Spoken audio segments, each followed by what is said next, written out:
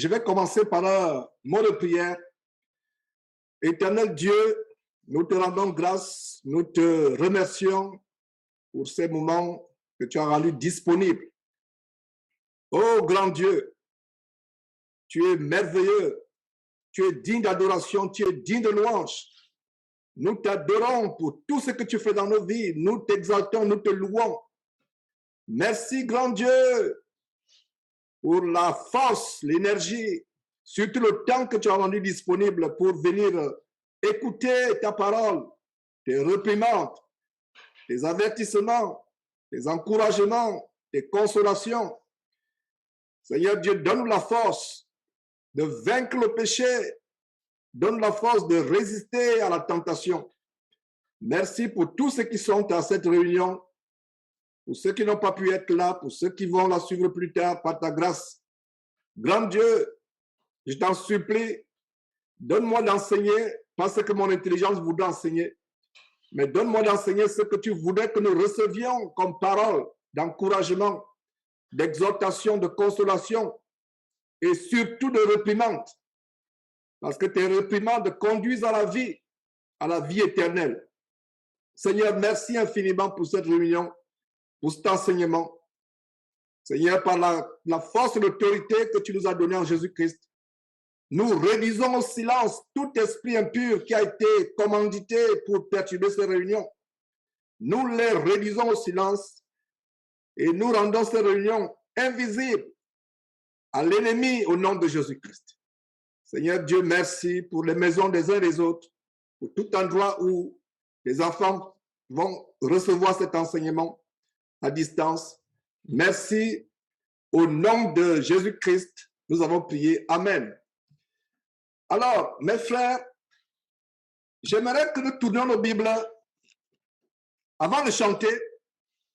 Débloquez vos micros, nous allons chanter. Mais avant de chanter, j'aimerais que nous proclamions ensemble cette écriture de Romains chapitre 6, verset 14. J'aimerais que nous la proclamions ensemble. Et comme je l'ai dit, faisons attention, ne nous limitons pas à proclamer la parole de Dieu. Proclamer la parole de Dieu en y croyant, Alors, dans Romains chapitre 6, verset 14, nous allons proclamer ensemble la première partie de ce verset. Et je vais tout simplement poursuivre avec la deuxième partie.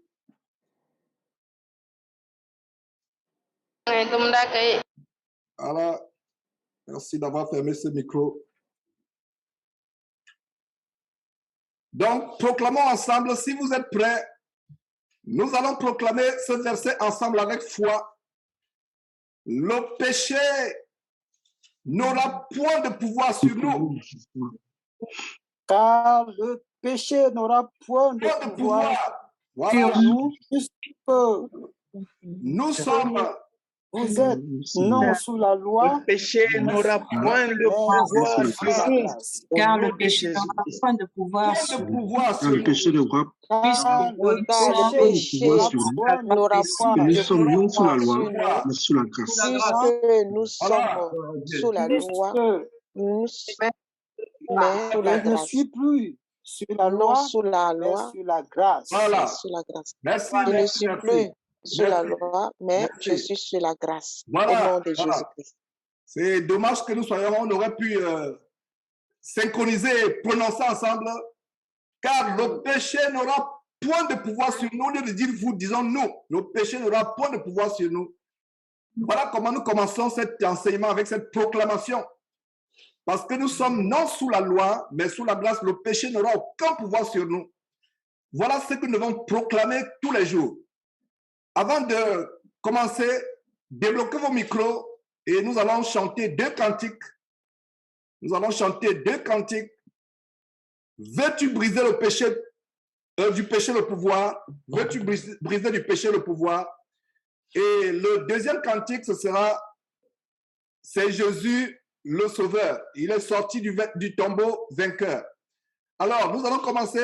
Débloquez vos micros. Élevons nos voix ensemble et chantons Veux-tu briser du péché le pouvoir? Allons-y.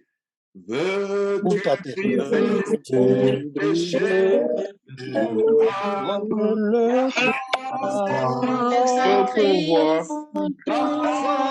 C'est un Christ, La force tu le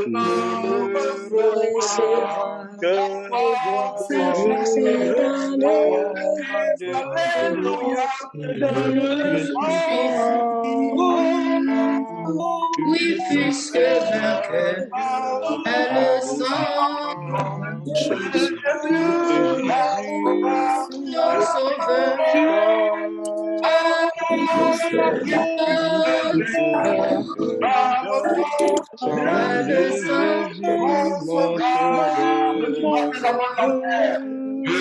tu passes la force est en Christ. La force est en Christ. Fait tomber tous les faux. Force est dans le sang de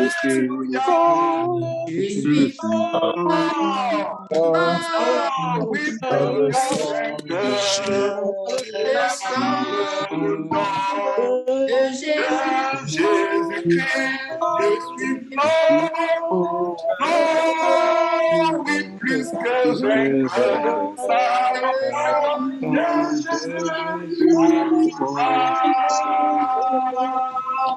veux-tu marcher aujourd'hui enfin? La force est en Christ, la force est en Christ. De garder Jésus est tout puissant. La force est dans le sang de Christ. Tu fortes, oui, puisque vainqueur est le sang de Jésus-Christ, notre sauveur.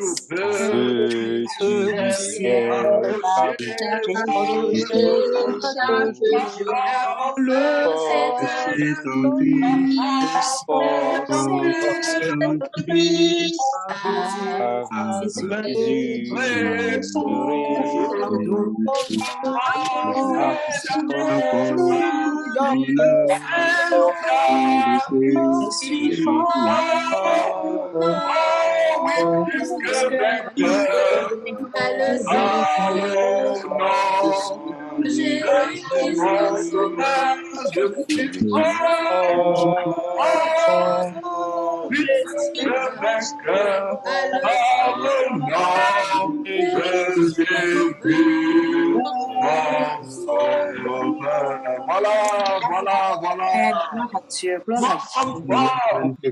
Quelle belle manière d'introduire cet enseignement. Fort par Jésus-Christ. C'est notre force pour vaincre le péché.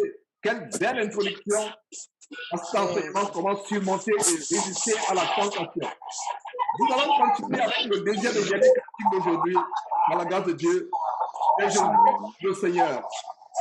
Il est sorti du tombeau, il est vainqueur. On y va tout le monde, allons-y. Il est sorti du tombeau, il est vainqueur. Tout genou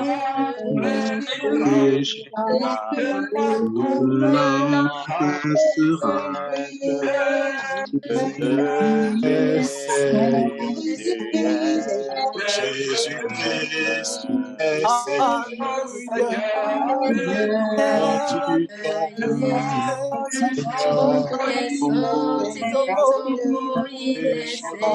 Le péché n'a pas pu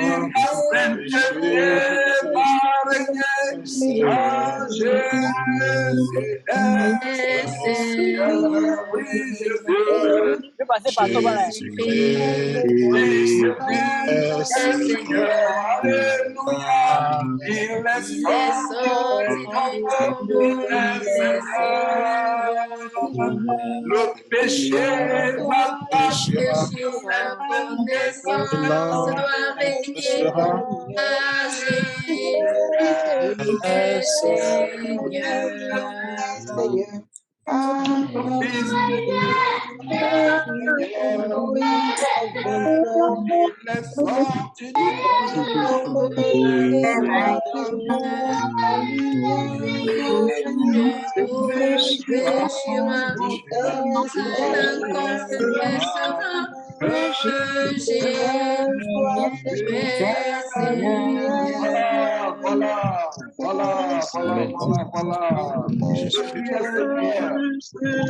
Jésus est Seigneur. Fléchis. Le genou du péché va fléchir dans nos vies. Le genou de la séduction du monde va fléchir. Donc, nous allons commencer par cela. Bloquez vos micros.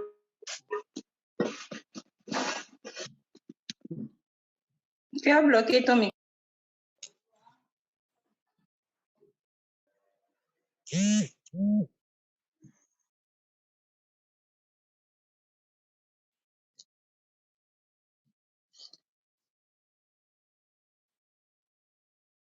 Allô? S'il vous plaît, frère.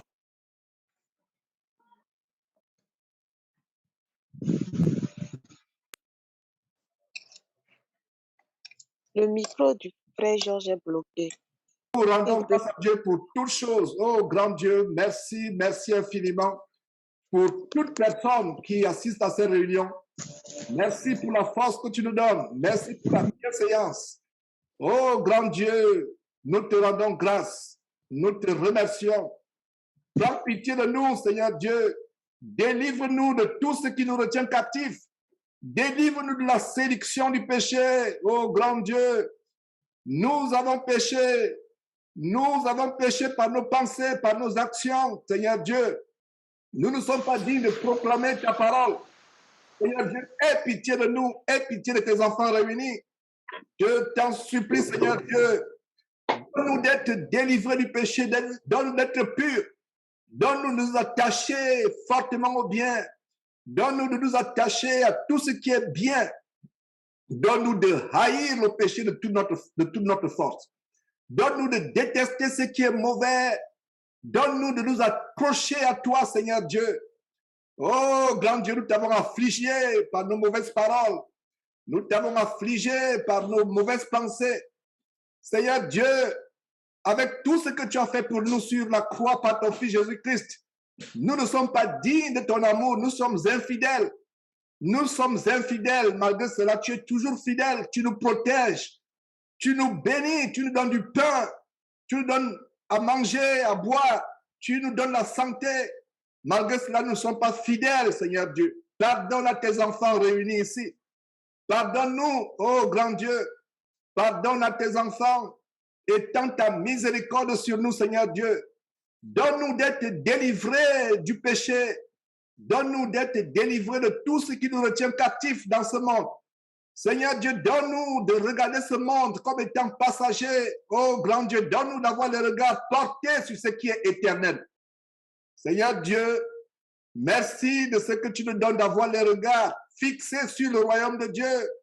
Comme Moïse, qui avait méprisé les trésors de l'Égypte et qui avait les regards fixés sur la rémunération à venir. Donne-nous la même foi.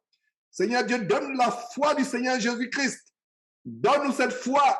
Donne-nous la foi de marcher, non par la vue, non par nos sens, mais de marcher aveuglement comme Abraham qui pouvait aller à un endroit étranger ne sachant pas où il allait, mais aller par la foi. Grand Dieu, nous te remercions, nous te rendons grâce. Prends pitié de nous, Seigneur Dieu. Donne-nous d'être dignes de ton royaume éternel. Donne-nous d'avoir les regards fixés sur le royaume éternel.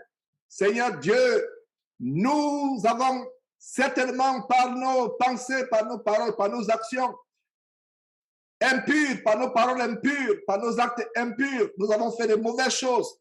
Seigneur Dieu, je t'en supplie, prends pitié, prends pitié, prends pitié, Seigneur Dieu, prends pitié, nous t'en supplie. Nous ne sommes rien sans toi, nous ne sommes rien. Donne-nous d'être délivrés du plus grand problème, le problème du péché. Merci Seigneur Dieu de ce que tu nous ouvres l'intelligence à recevoir cet enseignement. C'est au nom de Jésus que nous avons prié. Amen. Amen.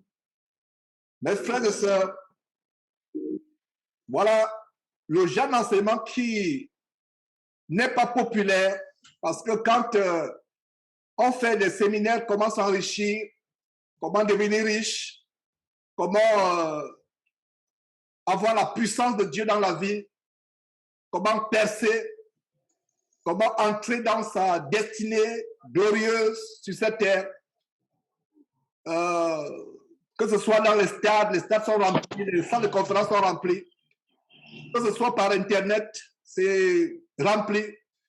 Mais quand on fait un séminaire ou un enseignement comme celui-ci, comment vaincre le péché, comment surmonter la tentation, nous ne sommes pas nombreux. Je suis même surpris que nous soyons nombreux aujourd'hui. C'est le genre d'enseignement qui n'est pas populaire. C'est le genre d'enseignement que les chrétiens ne veulent pas entendre. Mais nous devons entendre cela, comme la parole de Dieu dit, nous exhortons chaque jour, comme on peut le dire aujourd'hui, afin que personne ne s'endurcisse par quoi? Par la séduction du péché. Le péché est le problème numéro 1 de l'humanité. C'est le plus grand problème. Et mes frères et sœurs, que j'aime bien dans le Seigneur, je vais vous dire une chose, ou je vais vous rappeler du moins une chose que j'ai toujours dite. Votre préoccupation sur terre, c'est de vaincre le péché. Le Seigneur Jésus nous a donné la victoire sur le péché en mourant sur la croix. Nous devons entrer dans cette victoire. Nous avons la capacité de vaincre le péché.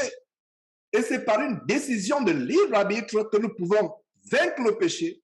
Et comme je disais dans ce merveilleux chapitre, ce merveilleux verset de Romains chapitre 6, verset 14, que je vous amènerai à proclamer, on a proclamé ensemble, car le péché n'aura point de pouvoir sur vous, puisque vous êtes non sous la loi, mais sous la grâce. Le péché n'aura pas, c'est une proclamation. Beaucoup parmi nous, nous nous laissons vaincre par le péché. Et la force du péché, c'est la tentation. Voilà comment le péché commence. Comme je disais, enseignant aux jeunes gens, que ce soit dans la rue, non seulement les jeunes gens, même les personnes âgées, que ce soit dans la rue, que ce soit sur Internet, quand vos yeux tombent sur une femme qui est à moitié nue ou même nue, ou habillée de manière impudique, quand vos yeux tombent sur elle, que ce soit dans la rue, que ce soit sur Internet, vous devez détourner votre regard, partir de là en courant. Donc, il y a des stratégies pour fuir le péché. Il y a des stratégies pour vaincre le péché, pour fuir le péché. Et c'est les stratégies que nous allons voir aujourd'hui. Fuir le péché, c'est un acte, c'est une décision, c'est un engagement de veiller. Bien de fois, nous implorons Dieu, que Seigneur Dieu, donne-nous de vaincre le péché. Mais cela, c'est aussi une décision personnelle. Je prends la résolution d'être victorieux du péché. Si le péché n'était pas important, n'était pas un sujet de préoccupation importante pour Dieu, je devrais plutôt dire de cette manière, Dieu n'aurait pas envoyé son Fils sur la croix mourir. Le péché est la plus grande gangrène. Beaucoup parmi nous, nous sommes dans le pays où soit nous sortons de la pandémie, de la peste du dragon, soit nous sommes encore dans cette pandémie. Regardez la préoccupation que les gens ont à lutter contre les pandémies telles que cette peste de la Chine, à lutter contre le cancer. Ici à Houston, nous avons le plus grand centre mondial de cancérologie. À Houston, les gens viennent à travers le monde se soigner. Nous avons ce centre de cancérologie. Les gens viennent à travers le monde se soigner, mais je voudrais vous dire une chose, mes frères et sœurs. Le plus grand cancer de la race humaine, c'est le péché qui a commencé avec Adam et Ève dans le jardin. C'est le plus grand cancer. Mais la solution à ce cancer est Jésus-Christ. Et une fois que nous sommes en Christ, nous sommes capables d'avoir le pouvoir sur le péché. La détermination, ça commence par une volonté. Et comme je l'ai toujours dit, et je ne me fatiguerai pas de le dire, Dieu ne peut pas nous délivrer de ce que nous aimons. Dieu nous délivre de ce que nous détestons. Donc, pour être délivré du péché, la première stratégie, c'est d'arriver au point où tu as le dégoût du péché, tu hais ce que tu fais. Tu hais ce que tu fais.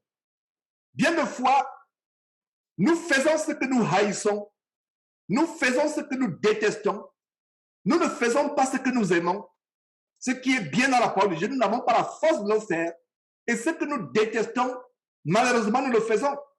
Je déteste, il y a des frères et sœurs qui m'ont contacté, surtout les frères, qui me disent, frère, j'ai des problèmes avec la masturbation, j'ai des problèmes avec la démon sexuelle. Comment je peux m'en sortir? Comment? J'ai tout fait, j'ai jeûné, j'ai tout fait, mais je ne fais que retomber dans ce péché. Comment je peux faire? Comment je peux faire pour m'en sortir? La réponse que je donne, c'est commencer par ceci. La première étape, c'est arriver au point où on a un dégoût du péché. Cultivons ce dégoût du péché. Ne soyons pas emportés par la séduction du péché. Et la semaine passée, lors de notre premier enseignement qui était sur cette prière que le Seigneur Jésus nous a enseignée, si vous n'avez pas suivi cette section, je vous en supplie, allez la suivre, allez la partager. Et pour les frères et sœurs qui ont en charge les églises de maison, comme Achille qui est là, je ne sais pas si Modeste est là, il y a Olivier qui est là, etc. Je vous en supplie, faites suivre ces enseignements, non seulement aux brebis que vous avez en charge, mais partagez cet enseignement comme nous le faisons de tout enseignement, parce que quand il y a un frère qui donne un enseignement qui est bénissant, je le partage, et c'est ce que nous devons faire. Parce que c'est la parole de Dieu, ce n'est pas la parole de Jean, ce n'est pas la parole d'un tel ou un tel, c'est la parole de Dieu. Quand elle nous a bénis, nous devons partager. Donc, partagez ces enseignements, amenez les brebis dont vous avez la charge de suivre ces enseignements, que ce soit ce que je donne, que ce soit ce que d'autres frères donnent derrière la chaîne Jésus-Christ TV. Et ma prière, c'est qu'il y ait des hommes valables, capables d'enseigner. Et la parole de Dieu a dit qu'il n'y a pas parmi vous un grand nombre de personnes qui se mettent à enseigner. Mais en même temps, nous devons prier Dieu pour qu'il y ait des frères, de plus en plus de frères capables d'enseigner afin d'édifier le peuple de Dieu. Donc, c'est une parenthèse que j'ai ouverte. La semaine passée, le dimanche passé, une semaine jour pour jour, j'enseignais sur la prière que le Seigneur nous a enseignée. Et il y a un détail dans cette prière. Délivre-nous de la tentation. Je vous en supplie, mes frères et sœurs, je nous en supplie. J'ai dit je vous, non je connais, je nous en supplie. Moi y compris. Demandons à Dieu de nous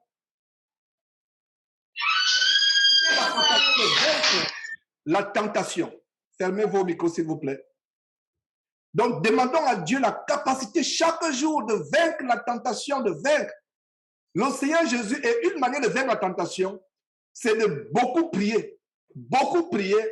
Si vous ne parlez pas encore en langue, demandez à Dieu de vous donner le don du parler en langue. Et même si Dieu ne vous l'a pas encore donné, continuez à prier, mais en attendant, priez abondamment. Parce que quand on est dans la prière, constamment dans la prière, la tentation est moindre. La tentation arrive quand on s'éloigne de la parole de Dieu. Si quelqu'un me dit, frère, je suis constamment tenté, je suis constamment persécuté, j'ai des tentations, j'ai des rêves impurs dans la nuit, la première question que je vais poser, c'est que combien de temps passes-tu dans la parole de Dieu à longueur de journée? Combien de temps passes-tu dans la prière? Et aujourd'hui, nous avons la Bible de manière électronique. Par un ordinateur, on peut accéder à la Bible. Par un téléphone portable, on peut accéder à la Bible. Donc, nous avons la Bible partout. Alors, il n'y a pas d'excuse aujourd'hui.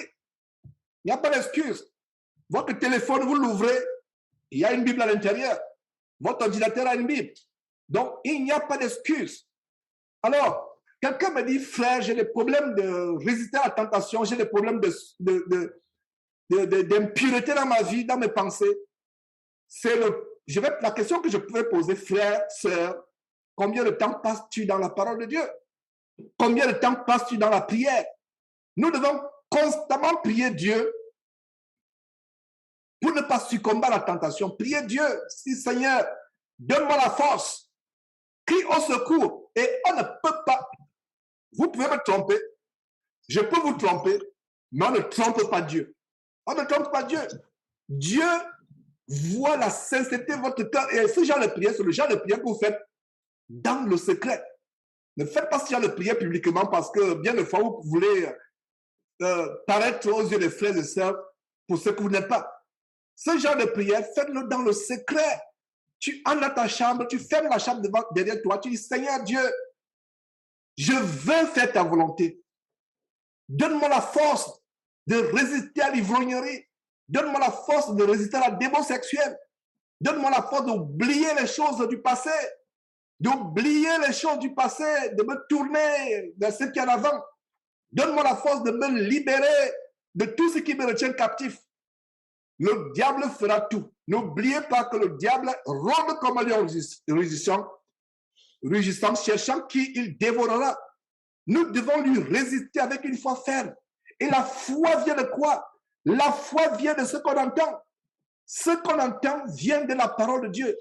Donc ne me dites pas, frère, j'ai des problèmes à résister à la tentation. J'ai des problèmes à résister au péché. Mais tu ne pries pas assez dans ta vie. Tu ne lis pas assez la parole de Dieu. Lis abondamment la parole de Dieu. Prie abondamment. Dieu va te donner la capacité de résister à la tentation. À la tentation. Et il y a deux versets que j'aimerais vous donner. C'est un résumé de ce qu'on a vu la dernière fois. Nous, les frères et sœurs, nous recevons beaucoup d'enseignements, mais il y a des versets clés que nous devons connaître, que nous devons mémoriser. Et non seulement les mémoriser comme des perroquets ou comme des robots, mais les mettre en pratique. Et un de ces versets, c'est comprendre que nous avons la capacité par Jésus-Christ de vaincre le péché. Il a dit dans Hébreux chapitre 4, verset 15. Hébreux chapitre 4, verset 15. Ce verset donne quelque chose de très grand. On a vu cela l'enseignement la semaine passée, dimanche passé. Hébreux chapitre 4, verset 15 dit quoi? Car nous n'avons pas un souverain sacrificateur. Voilà, aujourd'hui nous avons en passant un seul souverain sacrificateur. Nous n'en avons pas deux. Donc nous avons un seul souverain sacrificateur. Alors le verset dit quoi? Verset 15, nous sommes à Hébreux chapitre 4, verset 15, frères et sœurs. Frères et sœurs, Hébreux chapitre 4, verset 15. Car nous n'avons pas un souverain sacrificateur qui ne puisse pas compatir à nos faiblesses. Au contraire, il a été tenté comme nous en toutes choses, sans commettre de péché. Sans commettre de péché. Voilà. Quelle bonne consolation ce verset nous apporte. Ce verset nous montre que nous avons un souverain sacrificateur qui compatit à nos faiblesses. Dieu seul est fort. C'est pour ça que la Bible dit, si quelqu'un dit qu'il n'a pas de péché, c'est un menteur. Parce qu'il arrive de fois, nous péchons involontairement, inconsciemment. Si quelqu'un dit qu'il n'a pas de péché, c'est un menteur. Parce que bien des fois, tu peux penser que ta vie spirituelle est à 100% propre devant Dieu. Tu peux penser que ta vie spirituelle est droite à 100% devant Dieu, mais Dieu peut voir des fautes. Dieu peut voir des imperfections. Dieu peut voir les péchés. Donc, si quelqu'un dit qu'il n'a pas de péché, il est enflé d'orgueil, il est orgueilleux. Quelqu'un qui dit en frère, et d'ailleurs il y a cet évangile diabolique de l'hypergrâce que nous avons commencé à dénoncer. Et je rends grâce à Dieu de ce que nous pouvons dénoncer maintenant cet évangile de l'hypergrâce qui enseigne une des choses de cet évangile diabolique, c'est que frère, on ne peut plus pécher. Quand on est en Christ, on ne peut plus pécher. Or, la Bible dit si quelqu'un dit qu'il n'a pas de péché, c'est un menteur. Alors, examinons ce verset 4. Que dit ce verset 4? Le verset, pas le verset 4, le chapitre 4 plutôt, excusez-moi, Hébreux chapitre 4, verset 15. Nous n'avons pas un souverain sacrificateur qui puisse compatir à nos faiblesses. Qu'est-ce qui se passait au temps des souverains sacrificateurs qui ont été institués avec Moïse? C'est à partir de Moïse qu'on a commencé à voir les souverains sacrificateurs de la lignée lévitique, de la lignée sacerdotale lévitique. Qu'est-ce qui se passait? Les souverains sacrificateurs étaient des hommes comme vous et moi. Ils étaient sujets à faiblesse. Il fallait qu'eux-mêmes, ils puissent se purifier et purifier le peuple de Dieu. Et ils se purifiaient avec quoi? Le sang des boucs, des agneaux, des taureaux. Il fallait qu'ils se purifient eux-mêmes. Avant de purifier le peuple, ils devaient aussi se purifier. En même temps qu'ils purifiaient le peuple, ils devaient aussi se purifier. Alors, c'était des hommes imparfaits. C'était des hommes sujets à faiblesse. C'est pour cela que Dieu a donné quelque chose de beaucoup plus grand. Il a fait venir son fils mourir, d'abord naître sur terre, commencer ce grand ministère et quelques temps après, son fils, il a fait mourir son fils sur la croix pour vous et pour moi, afin que nous soyons délivrés du péché. Et le Seigneur Jésus, après sa mort, est monté au ciel. Il a traversé les cieux après sa résurrection et il est allé à s'asseoir dans toute sa gloire, dans toute la gloire, à la droite du Dieu vivant et vrai, du seul vrai Dieu. Voilà ce qui s'est passé. Donc Jésus n'est plus un homme de la même nature pécheresse comme vous et moi. Il a porté nos péchés, il a marché sur terre, il a mangé comme vous et moi nous mangeons, il avait des faiblesses, il avait de la douleur, il pouvait ressentir la douleur. Mais une fois ressuscité, une fois monté au ciel, ce n'est plus le même Jésus que nous avons. Nous avons un homme qui n'est plus de la même nature que vous et moi. Il est de la nature, il est maintenant véritablement participant de la nature divine. Vous et moi, nous sommes participants de la nature divine en esprit, par la foi. Mais Jésus, actuellement, a accompli tout ce que Dieu a voulu qu'il accomplisse. Et c'est un merveilleux souverain sacrificateur. Donc, c'est pour cela qu'aujourd'hui, cessez de vous fier à tel ou tel pasteur. Cessez de mettre votre confiance à tel ou tel pasteur. Parce que si vous mettez votre confiance, c'est une parenthèse que j'ouvre à un pasteur, vous avez une maladie et votre confiance dans ce pasteur, le pasteur vous a donné rendez-vous dans une semaine pour prier pour vous. Et après 3 jours, vous apprenez que le pasteur est mort. Voilà, que feriez-vous? Que feriez-vous? Vous avez mis votre foi à un homme, n'est-ce pas? Mais quand nous mettons notre foi en Jésus-Christ et Jésus-Christ lui seul, est-ce que Jésus-Christ peut mourir à nouveau? Non. Il vit éternellement. Il a traversé les cieux. C'est pour ça que nous devons aller à Jésus avec foi. Croire en Jésus. Savoir que Jésus nous délivre véritablement. Voilà. C'est ce que nous devons faire. Aller à Jésus avec foi. Savoir qu'il est un souverain sacrificateur. Allons encore dans ce verset. Le verset 15 d'Hébreux chapitre 4, car nous n'avons pas un souverain sacrificateur qui ne puisse compatir à nos faiblesses. Il compatit à nos faiblesses. Vous savez pourquoi? La suite du verset donne la révélation. Il a été tenté en toutes choses. La Bible, mes frères et sœurs, la Bible, mes frères et sœurs, ne nous donne pas tous les détails de la tentation de Jésus-Christ. Jésus, c'était un homme comme nous. Il pouvait avoir l'appétit. Il pouvait manquer de sommeil. Il avait la même chair que nous. Il n'est pas né. La Bible ne dit pas que Jésus était unique. Un unique, pour ceux qui ne le savent pas, c'est les gens qui ne peuvent parler avec les femmes. La Bible ne dit pas que Jésus était unique. Il avait un corps parfait. Un corps d'un homme normal. Quelle tentation il n'a pas eu. C'est pour ça qu'il peut compatir la faiblesse. Donc, la bonne nouvelle, c'est que mon frère, ma soeur, si tu es réuni avec nous aujourd'hui, Si ta vie a été, jusqu'à ce matin ou jusqu'à ce soir où nous suivons cet enseignement selon ton heure, si ta vie a été une vie de péché, la bonne nouvelle, c'est que tu peux repartir à Dieu, tu peux aller à Jésus-Christ, dire Seigneur Jésus, ou Seigneur Dieu, par ton Fils Jésus-Christ, tu m'as délivré du péché.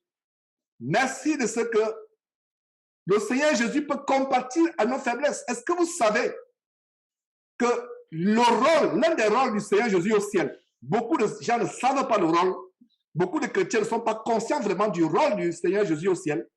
Il est notre avocat auprès du Père. Il est notre avocat. Il intercède pour nous. Il intercède pour nous. Il est notre avocat. Il est notre médiateur. Donc nous devons être dans la consolation, dans la joie. Mais n'abusons pas. Ne disons pas que comme nous avons un consolateur auprès de Dieu, comme nous n'avons pas un consolateur, c'est pas ce que vous voulez dire. Comme nous avons un médiateur, comme nous avons un avocat auprès du Père, je peux pécher autant que je veux. Parce que j'ai mon avocat qui est là. J'ai mon médiateur qui est là. J'ai quelqu'un qui intercède auprès de Dieu. Non. On ne peut pas abuser de l'esprit de la grâce. En fait, c'est ça la grâce. L'une des manifestations de la grâce, c'est que nous avons été sauvés gratuitement. Dieu s'est manifesté à nous alors qu'on ne le cherchait même pas. Beaucoup parmi nous aujourd'hui ont découvert Dieu parce que Dieu s'est manifesté à eux. C'est ça la grâce. Nous sommes des milliards. Ils disent que nous sommes 8 milliards sur la terre. Je ne sais pas combien ils ont compté, mais je ne pense pas que ce soit loin de la vérité quand même. Quand vous voyez les vies en Chine, en Inde, nous sommes nombreux, peut-être nous sommes en plus. Mais ils disent que nous sommes 8 milliards. Pour un seul instant, donnons leur raison. Alors, sur les 8 milliards, nous avons environ 1,5 milliard ou 2 milliards de Chinois. Disons 1 milliard de Chinois qui ne croient pas en Jésus-Christ. Nous avons 700 millions ou 1 milliard d'hindouistes qui ne croient pas en Jésus-Christ. Et même ceux qui soi-disant croient en Jésus-Christ ne croient pas véritablement en lui parce qu'ils sont tout simplement embrigadés dans les religions humaines telles que pentecôtistes, évangéliques, branhamistes, mormons, témoins de Jéhovah, épiscopalisme, peu importe les religions qui sont les inventions des hommes, catholiques, adventistes, baptistes, etc. Donc, ceux qui connaissent véritablement le Seigneur Jésus, révélé au travers de la Bible, la parole de Dieu, ceux qui marchent en communion avec le Seigneur Jésus-Christ, on est peu sur terre. Je ne dis pas ça pour que cela suscite en vous l'orgueil, mais c'est une réalité, c'est une grâce. Regardez, les milliards de personnes à travers le monde, combien véritablement suivent Jésus-Christ? Combien ont le désir de vaincre le péché? Regardez, imaginez-vous que je faisais une réunion comment être délivré des maris de nuit. Un enseignement. Oh là là, ce sera plein. Comment sortir du célibat. Et si vous commencez à voir de tels enseignements sur Jésus-Christ TV, appelez-moi Dada, envoyez-moi des messages, me dites Georges, qu'est-ce qui se passe? Es-tu en train de virer? Parce que c'est ce que les gens, ils aiment les enseignements pour soigner la vie. Comment sortir du célibat? Comment vaincre le chômage? Comment percer financièrement? Comment lancer les affaires? La plupart des prédicateurs aujourd'hui sont devenus des motivateurs et influenceurs. Ils sont devenus des influenceurs. Laissez les influenceurs sur Internet faire leur travail. Laissez les motivateurs faire leur travail. Parce que les motivateurs ou influenceurs sur Internet n'utilisent pas la Bible. Ils n'utilisent pas le nom de Jésus-Christ. C'est pour cela que les faux pasteurs seront jugés plus sévèrement parce qu'ils utilisent le nom de Jésus-Christ et la Bible pour influencer les gens dans l'amour du monde, pour motiver les gens dans l'amour du monde. Notre enseignement doit être d'amener les gens à la repentance. Voilà le but de notre enseignement. Frère qui prêche la parole de Dieu, frère qui est en charge de l'église de maison, frère qui perd les brebis du Seigneur Jésus-Christ. La seule chose que tu dois prêcher 24 heures sur 24 heures, amener les gens à vaincre le péché, amener les gens à se repentir. Il n'y a pas un autre évangile. Il n'y a pas d'autre évangile, surtout dans ces temps de la fin. Nous ne savons pas quand est-ce que Jésus reviendra chercher l'Église. Beaucoup parmi nous allons rater l'enlèvement si Jésus revient notre vivant. Et si Jésus revient après que nous ayons quitté cette terre, beaucoup parmi nous n'entreront pas dans le royaume de Dieu. Pourquoi? Parce que nous avons méprisé la grâce. Il y a une double grâce. Je vais vous montrer la double grâce. Soyez attentifs sur ce que je vais vous dire. Nous avons une double grâce. Soyez attentifs, si vous prenez note, prenez note. Il y a une double grâce. Le chrétien a une double grâce. Première grâce, quand il a été sauvé du péché, il ne connaissait pas Christ.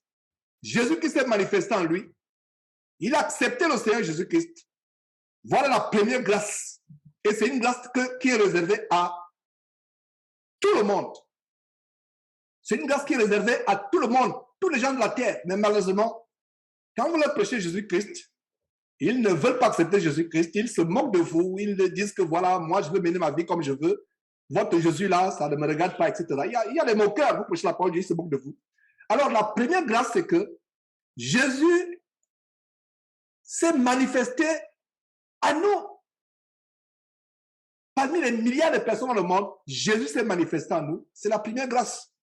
Maintenant, la deuxième grâce, c'est que, une fois devenus chrétiens, si nous trébuchons par nos faiblesses dans la chair, nous tombons, nous trébuchons, nous avons un avocat, un médiateur, un intercesseur auprès du Père. C'est la deuxième grâce. Beaucoup de chrétiens voient la première grâce, mais ils ne voient pas la deuxième grâce. Ça, c'est la première grâce, c'est la grâce du chrétien non sauvé. La deuxième grâce, c'est la grâce du chrétien sauvé. Je reprends la première grâce, la grâce du chrétien non sauvé, un impie, comme moi par le passé, comme vous, ne connaissant pas Dieu. Dieu s'est manifesté à nous. Dieu nous a fait connaître son Fils Jésus-Christ. Dieu nous a fait découvrir sa parole. Nous sommes sortis du monde. Nous avons été mis à part parce que sauver signifie mis à part de la colère à venir. Nous avons été justifiés par le juste de Jésus-Christ. Nous avons été mis à part. C'est la première grâce. Maintenant, et cette première grâce, c'est la grâce du non-sauvé. C'est la grâce de l'impie incroyant, du non-chrétien, qui devient chrétien, c'est la grâce. Maintenant, la deuxième grâce, c'est la grâce du chrétien qui reconnaît que faire la volonté de Dieu, c'est ce qui est meilleur dans la vie. Il n'y a pas autre chose que ça. Un chrétien qui reconnaît que Dieu a en horreur du péché. Il peut arriver que ce chrétien soit faible dans la foi. Il peut arriver des occasions. Parce qu'il n'y a pas de super-héros. Mais frère, j'aimerais que vous compreniez que sans Dieu, vous n'êtes rien. Parce qu'il y a aussi un autre côté, l'évangile. C'est vrai que nous dénonçons l'évangile hyper grâce, mais il y a aussi un danger. Les frères qui pensent qu'ils sont super-héros. Il n'y a que Dieu qui est puissant. Il n'y a que Dieu qui est fort et son Fils Jésus-Christ. Nous autres, là, nous sommes faibles. Et pour être véritablement sauvés, il faut reconnaître que Seigneur Dieu, par moi-même, je ne peux pas être sauvé. J'ai la volonté, mais fais-moi grâce. C'est pour ça que le Seigneur Jésus a recommandé que nous prions pour que Dieu nous présente la tentation. Et la tentation n'a que commencé. La tentation sera beaucoup plus grave, même parmi les chrétiens. Même parmi ceux qui enseignent la parole de Dieu, la tentation sera grave. Ça, c'est un grand message que je donne aujourd'hui, mes frères et sœurs. Vous qui prêchez l'évangile, les quelques frères qui sont réunis aujourd'hui, qui prennent l'évangile, ou qui prononcent cet enseignement, je nous mets en garde. Le diable a décidé de tenter la plupart d'entre nous. De toutes sortes de manières. Ça peut être par l'argent. Ça peut être par la démo sexuelle. Ça peut être par quoi que ce soit. Il a décidé, il a commencé à le faire. Nous devons résister. Résister. C'est pour cela que de plus en plus, si c'est la volonté de Dieu, si le temps me permet, j'aimerais qu'il y ait des réunions de coordinateurs ou des réunions de bergers, je vais dire ceux qui ont en charge les églises de Dieu, pour se fortifier de temps en temps, pour se fortifier. C'est quelque chose que j'ai à cœur, mais je me demande comment ça doit se passer, quand est-ce que ça doit se passer, les circonstances. Nous devons nous fortifier parce que le diable, pour détruire un ministère, pour détruire l'église de maison, va passer par celui qui a la tête. Nous devons être forts et fortifier les frères. Fortifier les frères. C'est ce que Jésus recommande d'ailleurs. Toi qui es berger, fortifie-toi afin de fortifier les frères. Si le berger est séduit par le péché, comment va-t-il en... Si le berger, je le reprends, si le berger est séduit par le péché, comment vas-tu amener les autres à vaincre le péché? Il ne pourra pas, n'est-ce pas? Ce sera difficile. Si le berger a des problèmes dans son foyer, dans sa maison, comment pourra-t-il encourager les frères qui ont des problèmes dans leur maison, dans leur foyer? Si le berger a des problèmes avec l'argent, avec l'honnêteté, avec la fausseté, avec les problèmes avec la fausseté, la corruption, le faux, comment pourra-t-il encourager les autres? La tentation, mes frères et sœurs, est en train de surgir dans le monde et elle va se manifester. Quand elle dit dans le monde, je vais dire, ce que nous sommes en train de voir, qui se passe? Qui a cru que des écoles, et je pensais que c'était le cas de l'Europe, mais les politiciens se battent aux États-Unis. Pourquoi? Parce que certains veulent imposer l'éducation sexuelle aux enfants de 2 ans, 3 ans. Un enfant de 2 ans, 3 ans, par exemple, a besoin d'apprendre comment faire des objets avec la pâte à modeler. Et l'après-midi, il prend sa sieste. Mais il ne va pas à l'école pour savoir s'il est un homme, s'il est une femme, s'il peut changer de sexe, s'il peut expérimenter le plaisir sexuel. Mais ça, c'est terrible. Et ce n'est que le début. Ils ont réussi avec le mariage entre Adam et Steve, alors que Dieu a voulu que le mariage soit entre Adam et Steve. Aujourd'hui, c'est avec Adam et Steve. Incroyable. Dieu a dit mariage entre Adam et Ève. Aujourd'hui, c'est Adam et Steve. Quelle confusion, mes frères et sœurs, aujourd'hui dans le cas dans le monde. Comme un frère disait, je ne sais pas, il y a quelques jours, un frère me disait, frère, aujourd'hui, les gens du monde marchent sur la tête. Dieu a dit, l'homme quittera son père et sa mère, s'attachera à sa femme. Ce n'est pas Adam et Steve. C'est Adam et Ève. Ce n'est pas Adam et Steve, c'est Adam et Ève. Aujourd'hui, on confond, on pense que c'est Adam et Steve. Ce n'est pas cela. Et la confusion au point où elle va même infiltrer les vraies assemblées de Dieu que nous formons. Des vraies assemblées de Dieu. Et nous devons résister à cette tentation. Il y aura des choses terribles. Et ne dites pas que ça se passe en Europe, aux États-Unis, au Canada, je dois retourner en Afrique. Je vous assure que les Africains sont forts à dépasser les maîtres dans l'enseignement des choses mauvaises. Je peux vous dire cela. L'Africain est fort. Parce que quand Internet a été créé, les Africains étaient en arrière sur Internet. TikTok a été créé, les Africains étaient en arrière. Mais allez un peu sur les réseaux sociaux. De temps en temps, dans cette prédication, il m'arrive de suivre un peu les tendances des jeunes. Parce que tu ne peux pas véritablement enseigner les jeunes sans savoir ce que les jeunes font. C'est pour ça que vous, parents, intéressez-vous un peu à ce que vos enfants font. Leurs études, qu'est-ce qu'ils voient sur Internet? Intéressez-vous. Si vous n'avez pas les cours d'informatique, prenez les cours d'informatique, même des cours élémentaires pour savoir ce qu'ils sont en train de faire. Et aujourd'hui, le monde est envahi par la fausseté, par ce qui est mauvais. Et nous devons résister à cela. Nous devons résister. Et ce n'est que le début. Donc je disais que les Africains ont même dépassé. Regardez TikTok. Le système des influenceurs a commencé avec les Américains, les Européens, surtout les Américains, influenceurs. Maintenant, les influenceurs de Facebook africaines ont même dépassé les influenceurs américains. Pour ceux qui sont sur les réseaux sociaux, vous savez de quoi je parle.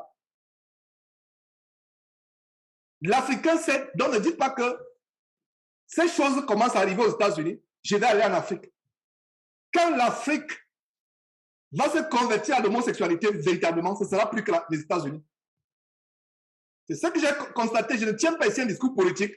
Je ne suis pas en train de faire de l'anthropologie ou de la sociologie ou de l'ethnologie, mes frères et sœurs. Je vous donne un avertissement qu'aucun pays ne sera à l'abri. Aucun pays ne sera à l'abri. Sauf si tu décides d'aller vivre quelque part dans un oasis au Sahara. Je ne sais pas si on dit un oasis ou une oasis. Corrigez-moi. Donc, même si vous allez vous cacher au fin fond du Congo, la séduction est en train d'atteindre le monde entier. Revenons pour ce qui concerne l'Église de Dieu. Nous ne sommes pas en reste. Le diable a décidé de tenter les serviteurs de Dieu que nous sommes. Le diable a décidé de nous amener à nous amener à sortir des rails. Il faut que nous soyons fermes. Et c'est une parenthèse que j'ouvre, une parenthèse d'encouragement pour les frères et sœurs qui décident de servir le Seigneur, soit en prêchant la parole de Dieu, soit en ayant en charge l'église de maison. Donc, je voulais ouvrir cette parenthèse pour nous fortifier, frères, à tenir ferme. Ce que je dis, je le dis, je ne peux pas dire que c'est une prophétie, mais c'est un constat qui est fondé sur la parole de Dieu.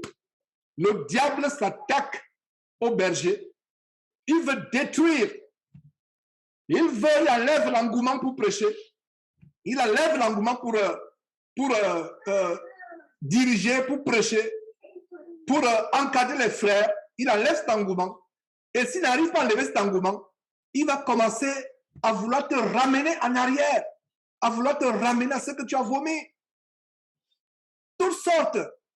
Vous allez vous rendre compte que subitement, il y a quelqu'un par le passé avec qui un ami d'enfance, un camarade d'enfance, avec qui tu as perdu le contact subitement, qui réapparaît dans ta vie. Tu penses que c'est par hasard. Ce n'est pas par hasard. Le diable l'a envoyé pour te détruire. Ça peut être un ancien copain avec qui vous avez forniqué, ça peut être une ancienne copine que vous avez forniqué. Le diable le ramène pour vous détruire. Et nous devons résister. Donc la dernière partie de cet enseignement sera rappeler les stratégies, comment résister à la tentation. Rappelez, parce que c'est les choses que la plupart d'entre vous connaissent. Mais comme l'apôtre Paul disait, je ne me fatigue pas de vous les rappeler, car pour vous, cela est salutaire. Alors, lisons encore ce verset. Regardez comment un verset est tellement important. Ce verset, c'est une consolation. Il y a une double grâce. La grâce du non-chrétien et la grâce du chrétien. Alors, la grâce du chrétien, c'est... La grâce du non-chrétien, c'est être connu de Dieu. Dieu l'appelle, Dieu l'amène à connaître Jésus-Christ. Parmi les milliards de personnes qui sont dans le monde, Dieu te choisit. Ça, c'est la grâce du non-chrétien. C'est la première grâce.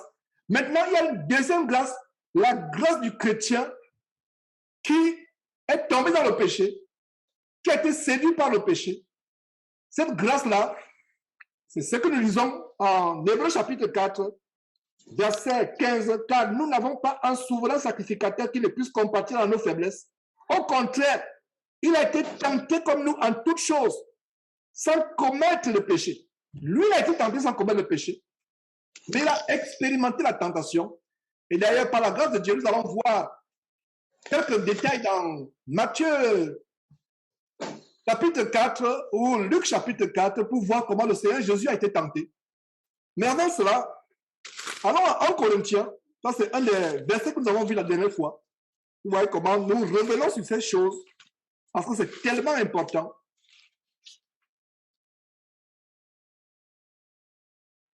Dieu nous donne l'assurance que s'il y a la tentation, il va nous secourir. Il va nous secourir. Notez ce verset. C'est un verset que nous devons mémoriser et mettre en pratique. 1 Corinthiens chapitre 10, verset 13, qui dit quoi? Aucune tentation, suivez très bien, aucune tentation ne vous est survenue qui n'a été humaine. Et Dieu qui est fidèle, soulignez Dieu qui est fidèle. Dieu qui est comment? Fidèle. Dieu qui est fidèle ne permettra pas que vous soyez tentés au-delà de vos forces. Mais avec la tentation, il préparera aussi le moyen d'en sortir afin que vous puissiez la supporter. Afin que vous puissiez la supporter. Il y a des sœurs qui ont décidé de vivre chaste, mais la chair a toujours les plaisirs. Une sœur qui était dans l'adultère, elle a décidé de sortir de l'adultère parce qu'elle vivait avec un homme marié. Mais cette sœur a toujours les plaisirs dans la chair. Voilà. Appelez ce verset à votre secours.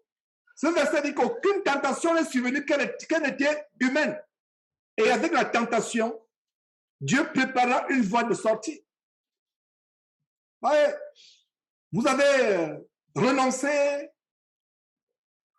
à l'ivrognerie, à l'alcool, aux boîtes de nuit, aux choses du monde.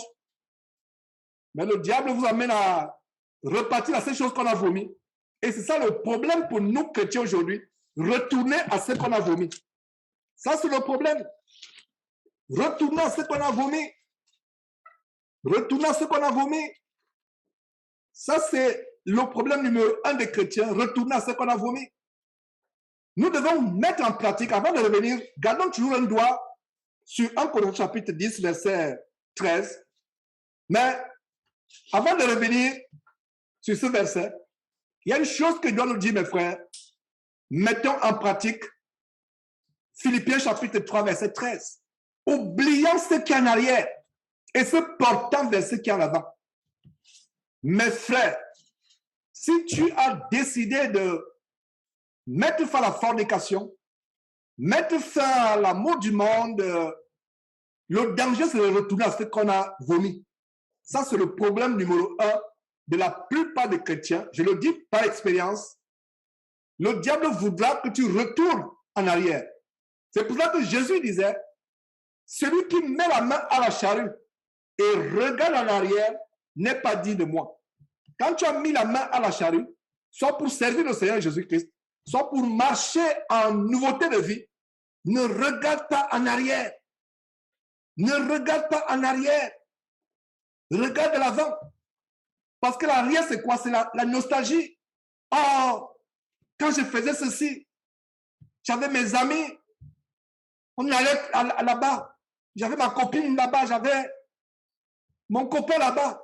Et il y a une chose, mes frères et sœurs, coupez les ponts avec tout ce qui peut vous rappeler au passé. Sœur en Christ qui me suit actuellement. Si tu as un ex avec qui tu as été embrasé l'amour, dans les flammes de l'amour, et que vous vous êtes séparés, coupe les contacts. Coupe les contacts définitivement.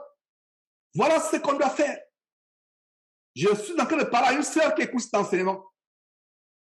Je ne sais pas qui elle est, mais elle va se reconnaître ou elles vont se reconnaître.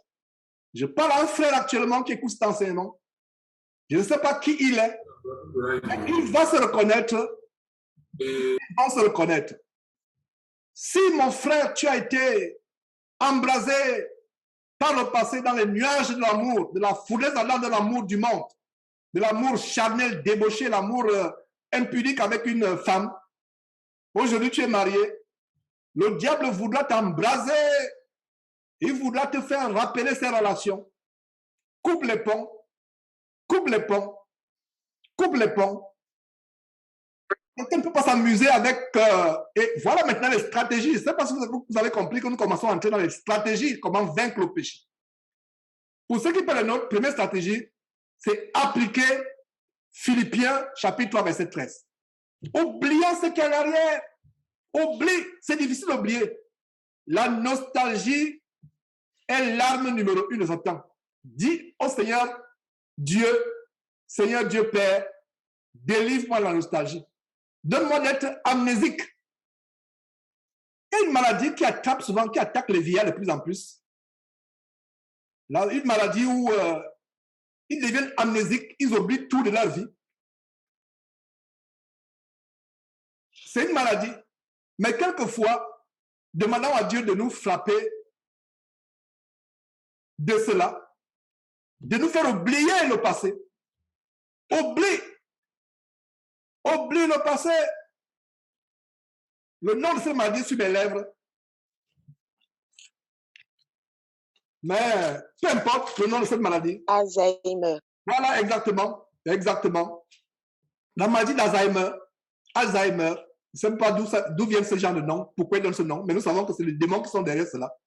Alors, la maladie d'Alzheimer, tu oublies quelqu'un et cette maladie attaque souvent des personnes tellement influentes dans le monde, des personnes qui ont fait des grandes choses dans le monde, des personnes influentes, qui ont été des grands acteurs de cinéma, des grands stars de musique, des grands politiciens, et au crépuscule de leur vie, ils oublient tout ce qu'ils ont fait.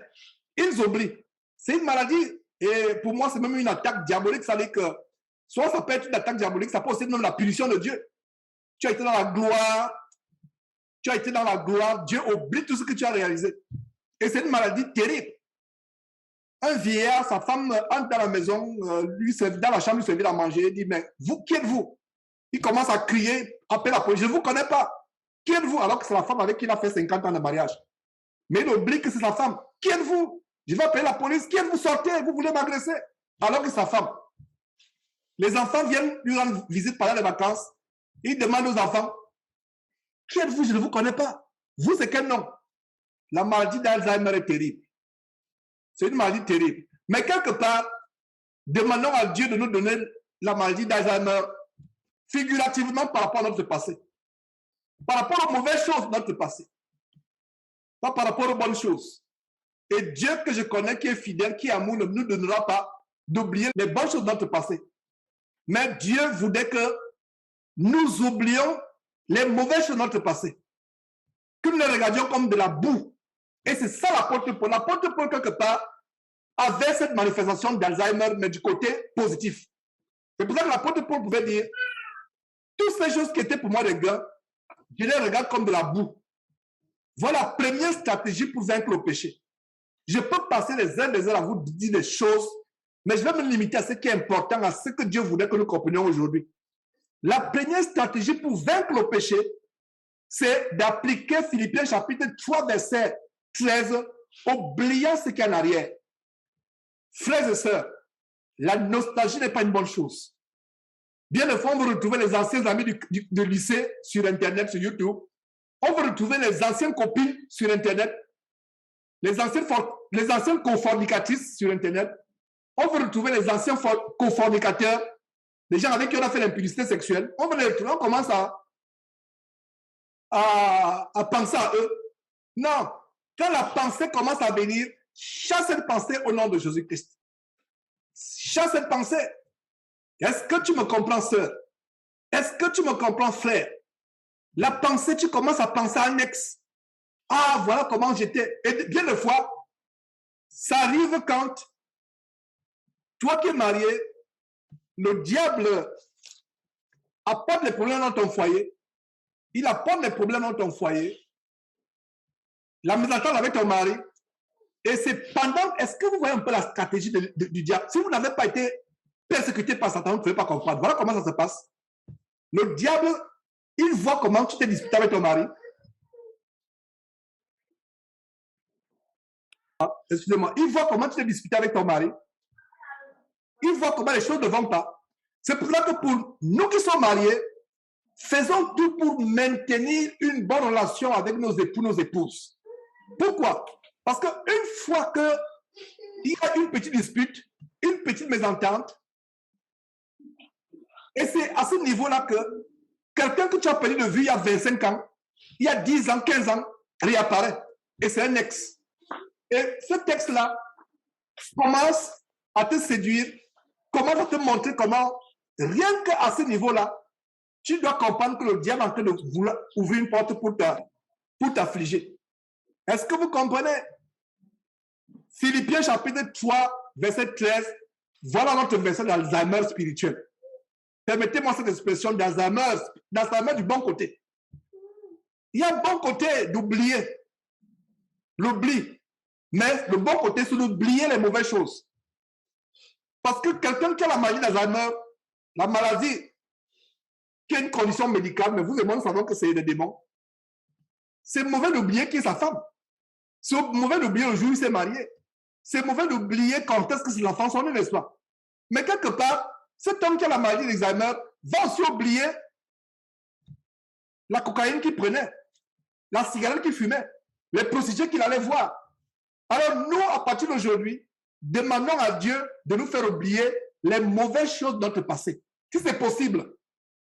Maintenant, si ce n'est pas possible, c'est toi qui fais l'effort d'oublier. C'est possible que Dieu te enlève à ton cœur. Il y a des frères et sœurs qui sont parvenus au point où Dieu a enlevé les choses du passé de leur cœur. Dieu a enlevé ça de leur cœur. Les copines avec qui ils ont été, les copains avec qui elles ont été, Dieu a enlevé ça de leur cœur. Les prostituées qu'ils ont fréquentées, Dieu a enlevé ça de leur cœur. Mais il y a d'autres frères et d'autres sœurs qui, malheureusement, sont nostalgiques du péché. Sont nostalgiques du passé. La nostalgie tue. Voilà la première grande stratégie pour vaincre le péché. Tuer la nostalgie. La nostalgie tue. Une femme qui t'a quitté pour aller se remarier, et elle revient, elle dit, je regrette parce que je t'ai quitté. Mon frère, dis-lui que c'est fini, tu ne peux pas aller être la femme d'une autre personne et revenir dans ma vie. Ah, rien de moi s'attend, je n'ouvre pas cette porte. Je la ferme au nom de Jésus-Christ. Voilà. Dis Amen dans ton cœur, frère, et lève-toi, reprends ta vie en main. Reprends ta vie. Ne permets pas à Satan de te détruire. Reprenons notre vie en main. Le diable veut nous détruire. Quand il sent qu'il ne peut pas entrer par là, il va trouver un moyen pour s'infiltrer. C'est comme un moustique. Pour ceux qui sont dans les zones tropicales, il y a des moustiques et qui dorment avec les moustiquaires. La moustiquaire est là, elle vous couvre. Mais vous voyez les moustiques ronronner. Je dis bien ronronner tout autour de la moustiquaire. S'il y a une petite ouverture, ils attendent, ils sont patients. Voilà l'image de Satan, le péché. Les moustiques sont patients. Ils savent que quelqu'un qui est profondément emporté par le sommeil peut tendre sa main dans le sommeil et ouvrir la moustiquaire. Ils sont patients.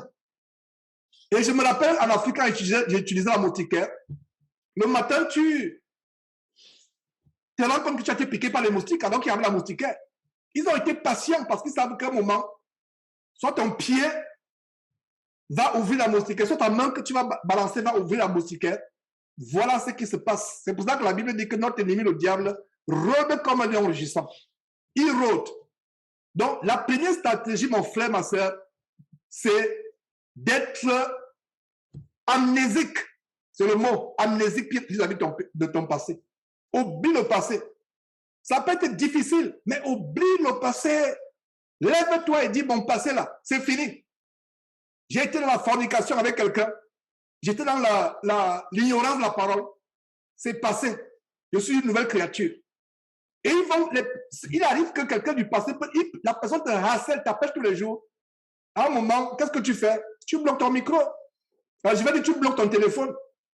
Tu bloques même la personne de ton téléphone. Parce que tu t'amuses avec le feu, tu seras brûlé. Et comme je l'ai toujours dit, honnêtement, je le dis aujourd'hui, on ne peut pas voir des amitiés avec les ex. C'est pas possible. L'ex est parti, elle est partie. Maintenant, si vous avez été marié et la personne se répand, revient, ok. Selon la volonté de Dieu, tu peux pardonner à la personne. Mais une femme avec qui tu as été, qui est partie être la femme des autres hommes, et elle revient, mon frère, un enfant de Dieu vit dans la sainteté. C'est vrai que tu pardonnes, mais c'est une situation délicate. Que Dieu donne la force de résister à la tentation. Le péché entre par la nostalgie.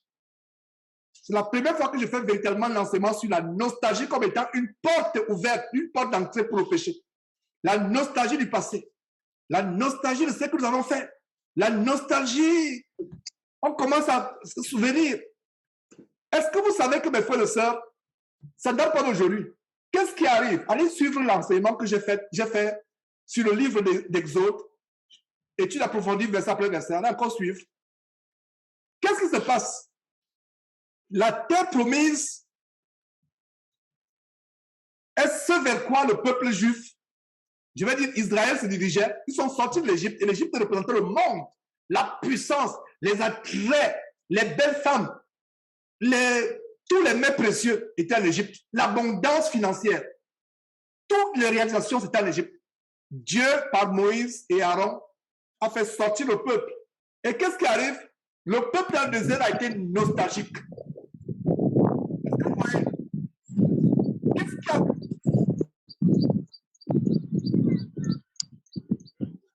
Qu'est-ce qui a fait détourner le peuple? Qu'est-ce qui a fait que plus ils ont été frappés, soit Dieu envoyait les serpents ambulants pour les affliger, soit la terre souffrait, soit des choses terribles se passaient, Dieu les a punis et ils devaient aller directement, en peu de temps, entrer dans la terre promise, mais ils ont tourné en rond pendant 40 ans. Pourquoi?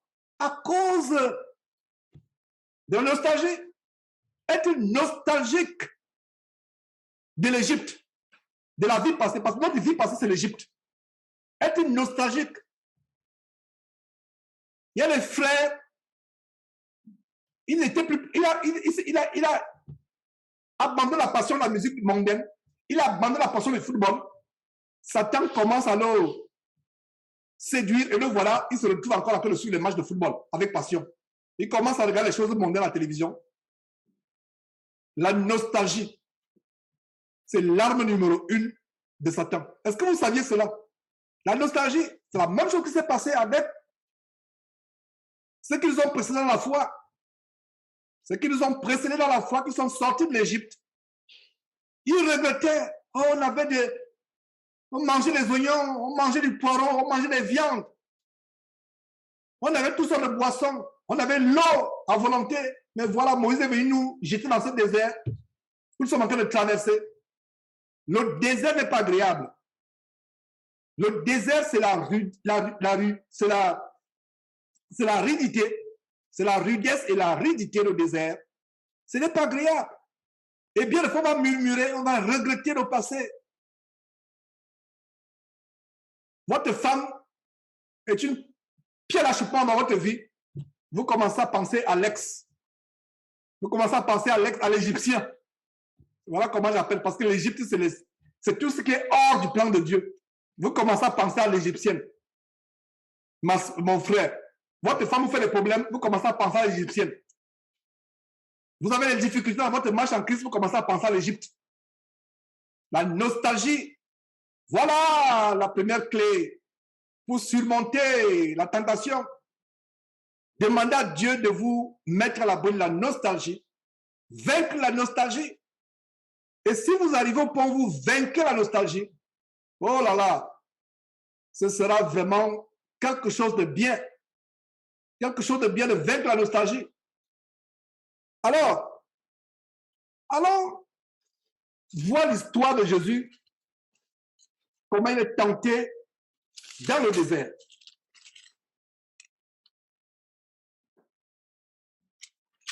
Revoyons ce passage et tirons-en des leçons. C'est un passage qu'on a partagé et que Dieu vous donne la force de commencer, la force, le temps, la disponibilité pour commencer l'étude approfondie de Matthieu, verset après verset. Matthieu, c'est un grand livre.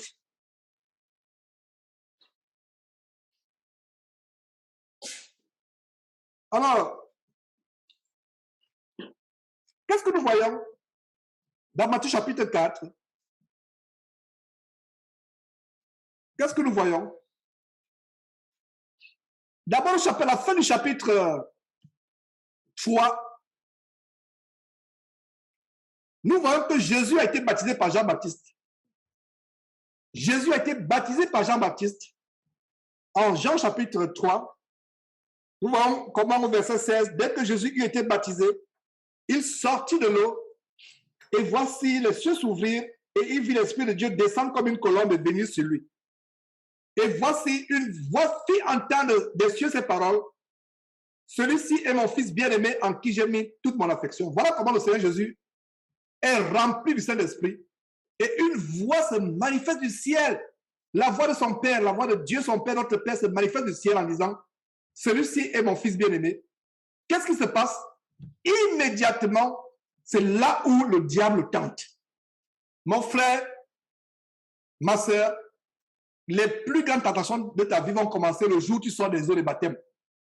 De ces rivières où les frères sont partis te baptiser. ta tentation pourra commencer le jour où, quelques minutes après le jour où tu as reçu le parlant et tu as été rempli de l'esprit, tu t'es mis à parler en langue. Ça n'attend pas. Quelle leçon nous pouvons tirer ici?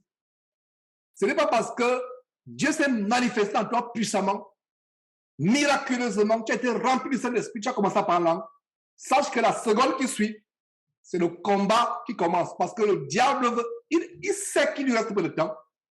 La tentation commence même dès le temps où tu es sorti des eaux du baptême. Ça a commencé avec Jésus-Christ. Il y a des témoignages comment quelqu'un s'est baptisé le matin. La nuit, il a terminé la nuit dans une boîte de nuit avec une prostituée. Pourtant, il s'est baptisé le matin avec des frères. Je ne parle pas des faux baptêmes dans les fausses églises ou dans les églises. Je parle d'un frère qui s'est baptisé réellement. Il s'est baptisé. Le soir, il se retrouve en train de faire la fornication. Voilà la révélation ici. Ça a commencé avec Jésus. Jésus a été tenté comme dans toutes choses, dans toutes circonstances. Alors, qu'est-ce que nous voyons en Matthieu chapitre 4, verset 1? Alors, Jésus fut amené dans le désert pour être tenté par le diable. C'est pour ça que la Bible appelle le diable comment? Le tentateur. L'un de ses noms, c'est le tentateur. Le rôle est de tenter. Après avoir jeûné 40 jours et 40 nuits, il lui fait, il a jeûné. Et il y a quelque chose qui me préoccupe de plus en plus. C'est que nous, les frères et sœurs, nous comprenons que le jeûne n'est pas une option. Le jeûne est quelque chose que nous devons adapter comme mode de vie. Ne serait-ce qu'une fois par semaine, se priver d'aliments. Et quand on se prive d'aliments, il y a aussi non seulement le corps, vous donnez à votre corps le temps de se purifier. Et je suis surpris de voir comment sur Internet, le jeûne prend de l'ampleur, mais c'est le jeûne pour des raisons mondaines. Ceux qui font le dieting, c'est-à-dire que les régimes amincissants et autres, il y a les motivateurs sur Internet, des gens qui sont là, qui sont dans le culte du corps. De plus en plus, ils conseillent le jeûne. Et ils vous donnent les propriétés du jeûne. Et moi, quand je regarde ça, je souris, je dis, mais c'est dans la Bible. C'est prévu dans la Bible. Le Dieu que je connais, que vous connaissez, le Père de notre Seigneur Jésus-Christ, nous a donné tout ce qui contribue à quoi? À la vie et à la piété. Alors, qu'est-ce qui se passe? Quand on jeûne, c'est un moyen pour nous de rendre grâce à Dieu pour la nourriture qu'il nous donne. Parce que quand vous jeûnez, vous privez votre corps de nourriture, vous privez votre corps d'aliments. C'est un moyen aussi de maîtriser votre corps. Il y a plusieurs aspects au jeûne. Le jeûne, c'est pour être dans les bonnes prédispositions de prière.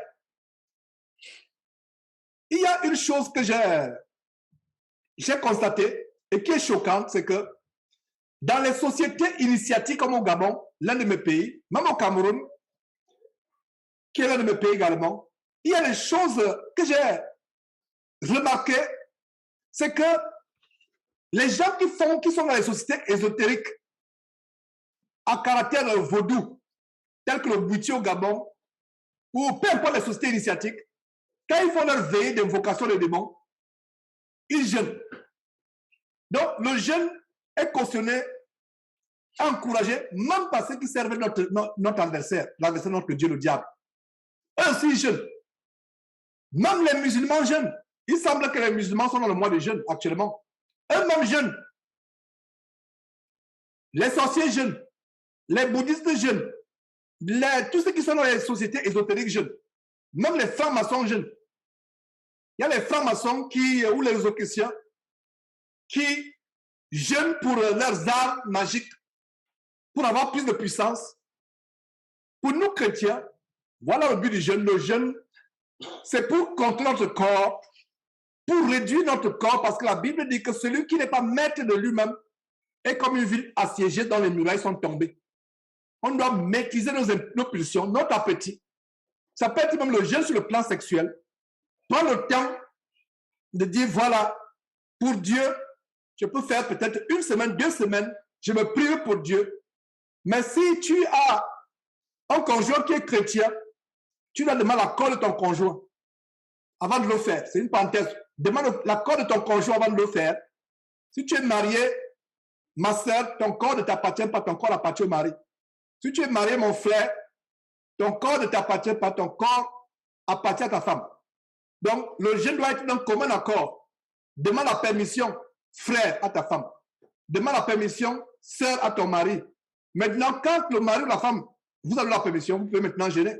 Et c'est encourageant. Et s'il n'est pas chrétien, ou s'il n'est pas chrétienne, vous qui êtes chrétien ou chrétienne, demandez la permission, expliquez-lui pourquoi vous voulez le faire. Et si vous demandez, il vous donne la permission, Dieu soit loué. Vous rendez grâce à Dieu et vous jeûnez. Le jeûne aussi peut être le jeûne de ce que vous aimez. Imaginez que vous aimez un tel plat, vous vous privez de ce plat pendant un tel nombre de jours. Il y a un jeûne qui est à sec, ça veut dire que vous passez 1 journée, 2 journées ou 3 journées sans manger, sans boire. Ça dépend de vous. Et le jeûne, c'est une manière d'humilier votre corps et d'être plus disposé à prier, à recevoir les grâces de Dieu. C'est ça le jeûne.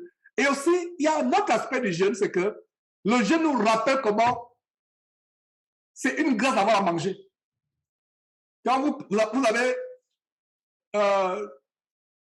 passé 1 journée, 3 journées, et parlant du jeûne, il y a une fausse sœur en Christ avec qui nous étions ici à Houston à l'époque, et aujourd'hui, je me rends compte que c'est une fausse sœur, parce que Dieu nous a montré que c'est une fausse sœur qui a voulu nous détruire, même physiquement, confortez-moi. Physiquement, on a traversé les choses près de ça. Bref, ce n'est pas le sujet aujourd'hui. Pourquoi je parle de cette personne? À l'époque, on pensait que c'était une sœur. J'ai eu à cœur de jeûner. Elle ne savait pas que je jeûnais. Je ne sais pas si conforme avant qu'on parle à ce jeûne, mais voilà, je pense que je jeûnais seul. Alors, elle nous rendait plus visite. Je ne savais pas à l'époque. À l'époque, Dieu nous avait montré son côté, son caractère, etc. Mais voilà comment elle ne nous rendait pas visite. Elle nous rendait plus visite constamment. Je m'engage à jeûner. Je m'engage à jeûner. Premier jour, je jeûne. Deuxième jour, je ne sais pas si c'était au 2e ou 3e jour, je suis dans la chambre, c'était en haut, où je jeûnais. J'entends la voix en bas. Et non seulement la voix, l'odeur. Elle a porté un mets, je crois que c'était des pizzas ou quelque chose de similaire. Et à l'époque, j'aimais les pizzas à l'époque. Ce n'est plus le cas aujourd'hui. Dieu soit loué pour ça. J'aimais les pizzas. Je ne dis pas que les pizzas sont mauvaises, mais quand vous ne pouvez plus vous passer de quelque chose, ce n'est pas bon. Ce n'est pas bon. Nous devons arriver au point où, et je rends grâce à Dieu de ce que je ne pouvais pas me passer, par exemple, des sodas, du Coca-Cola et autres. Et un témoin aujourd'hui, c'est que quand quand il n'y a même plus. Voilà un exemple dans nostalgie. Parce que quand nous sommes arrivés dans ce pays, le coca qu'on nous sert ici n'a rien à voir avec le coca d'Afrique ou le coca en Europe. Alors, quand c'était tellement. Et c'était addictif, on ne savait pas. Et un jour, on était à une réunion de prière. Et on a donc, après la réunion de prière, on a eu ce sujet que, voilà, effectivement, le coca. Pourquoi on est même accro à cela? Ça vient d'où? On a fait des recherches. Et un frère et moi, on a décidé, après la réunion, on a dit, sœur, est-ce que vous pouvez nous prêter votre cuisine un instant? Ça, on dit, mais qu'est-ce que vous voulez faire? On dit non. Et on a pris une bouteille une bouteille entière, un gallon. Je ne sais pas si on dit un gallon en français. Un gallon en anglais, ça veut dire que c'est environ 3 litres. Bref. Donc, on a vidé la casserole, on a allumé. On a brûlé, on a allumé, on a fait bouillir, on a bouilli. Et après 30-45 minutes, ça a séché et c'était le goudron. Je vous dis le goudron noir. Donc, comme tu puisses, tu sens comment c'est du goudron comme le goudron qu'on utilise pour la rue. Ce jour-là, on a décidé de ne plus jamais boire de coca. On a décidé de ne plus jamais boire de coca. Et comme ce frère et moi, à l'époque, on faisait le sport, alors il est parti par le sport, on a dit, frère, comment on a décidé de ne plus boire le coca? Buvons pour la dernière fois. Et on a bu pour la dernière fois. On a dit, ça y est, on ne buvra plus. Je ne sais pas si il a tenu. Mais moi, jusqu'aujourd'hui, j'ai tenu parce que je me suis dit, je ne vais plus boire. Et j'ouvre une parenthèse, pourquoi? Parce que tout ce que nous mangeons est sanctifié par la prière. Mais à un moment, Notre corps n'a pas besoin de tout. Notre corps n'a pas besoin de tout. Il faut arriver au point de dire, mais non, mon corps n'a pas besoin de ça. Mon corps n'a pas besoin de ceci, mon corps n'a pas besoin de cela. N'oubliez pas que notre corps est le temple de Dieu. Donc, une pizza en soi n'est pas mauvais. Mais le fast-food américain, pour vous qui êtes aux États-Unis, nous sommes dans la culture du fast-food. Non seulement c'est de l'argent que vous dépensez l'argent, vous mangez dehors. Et j'encourage souvent les frères et sœurs, surtout ceux qui sont dans ce pays aux États-Unis, préparez chez vous. Parce qu'au moins, vous savez la provenance de vos aliments. Vous pouvez aller dans les fermes, faire vos courses, acheter vos vivres, vos condiments, vos légumes dans les fermes locales. Vous assurez quand même la provenance. Nous devons suivre ce qui est à notre bouche. N'oubliez pas que notre corps est le temple de Dieu. Nous nous préoccupons de l'alcool, nous les chrétiens. Nous nous préoccupons de la cigarette. Mais combien sont parmi nous qui nous préoccupons de ce qui est à notre corps? Je ne dis pas que ça va aller à l'extrême. Parce qu'il y a aussi l'extrême pour la parole où les frères et sœurs sont même pires que les gens du monde. Ils contrôlent maintenant tout ce qui est dans leur bouche. Non, mais quand même, à un moment, quand vous ne pouvez vous passer de quelque chose, ce n'est pas bien. Nous devons arriver pour nous passer des choses. Et je rends compte de ce que tout ce qui est soda, jus, industriel, artificiel, que ce soit le Fanta, le Coca, tout ce qu'on appelle soda, Coca, Fanta, etc. Comme ceux qui sont au Cameroun, vous voyez la célèbre boisson du Cameroun, qui est la célèbre boisson du Cameroun, le top TOP.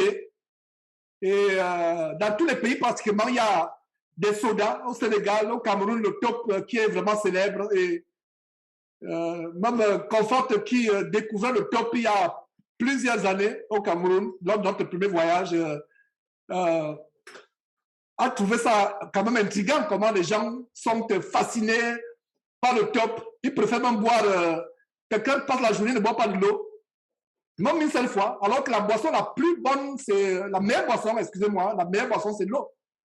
L'eau, donc c'est une parenthèse que j'ouvre, ce n'est pas un cours de diététique que je suis en train de faire, mais notre corps appartient à Dieu. Et autant que faire se peut, recherchons ce qui est naturel. Recherchons ce qui est naturel. Si vous avez la possibilité de faire vos jus avec des fruits naturels, sans sucre ajouté, faites-le. Ajoutez. Et comme de plus en plus, moi j'ai décidé de me débarrasser de tout ce qui est industriel, surtout la boisson. On met l'accent sur la bière, on met l'accent sur le whisky, mais on oublie aussi des poisons parce que c'est... Qu'est-ce qu'il y a dans le coca, le Fanta?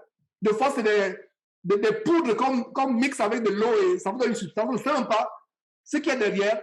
Et des fois, quand les organisations non gouvernementales qui protègent le droit des consommateurs leur demandent de donner la recette, ils ne donnent pas la recette. Ils cachent. Pourquoi cachent-ils les ingrédients qui sont derrière ces choses? Donc, je n'aimerais pas que cette parenthèse qui vient d'ouvrir soit une dispute d'opinion. Tout simplement pour revenir donc à ce jeûne. Pourquoi j'ai ouvert, c'est pas, je disais que j'aimais bien les pizzas à l'époque, mais ce n'est plus comme avant. Les pizzas, je préfère manger ce qui est naturel, ce qui est, je sais moi, qui est préparé. Je connais d'où viennent les ingrédients, etc.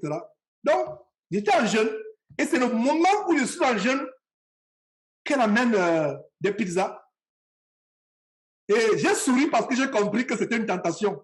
Et le diable, sur le champ, m'a fait comprendre que c'est parce que je suis entré en jeûne que cette sœur, entre guillemets, aujourd'hui, qui est une fausse sœur, mais à l'époque, parce qu'on a vu comment elle a voulu, à plus et plus, nous faire du mal, souhaiter notre mort, nous amener même à mourir.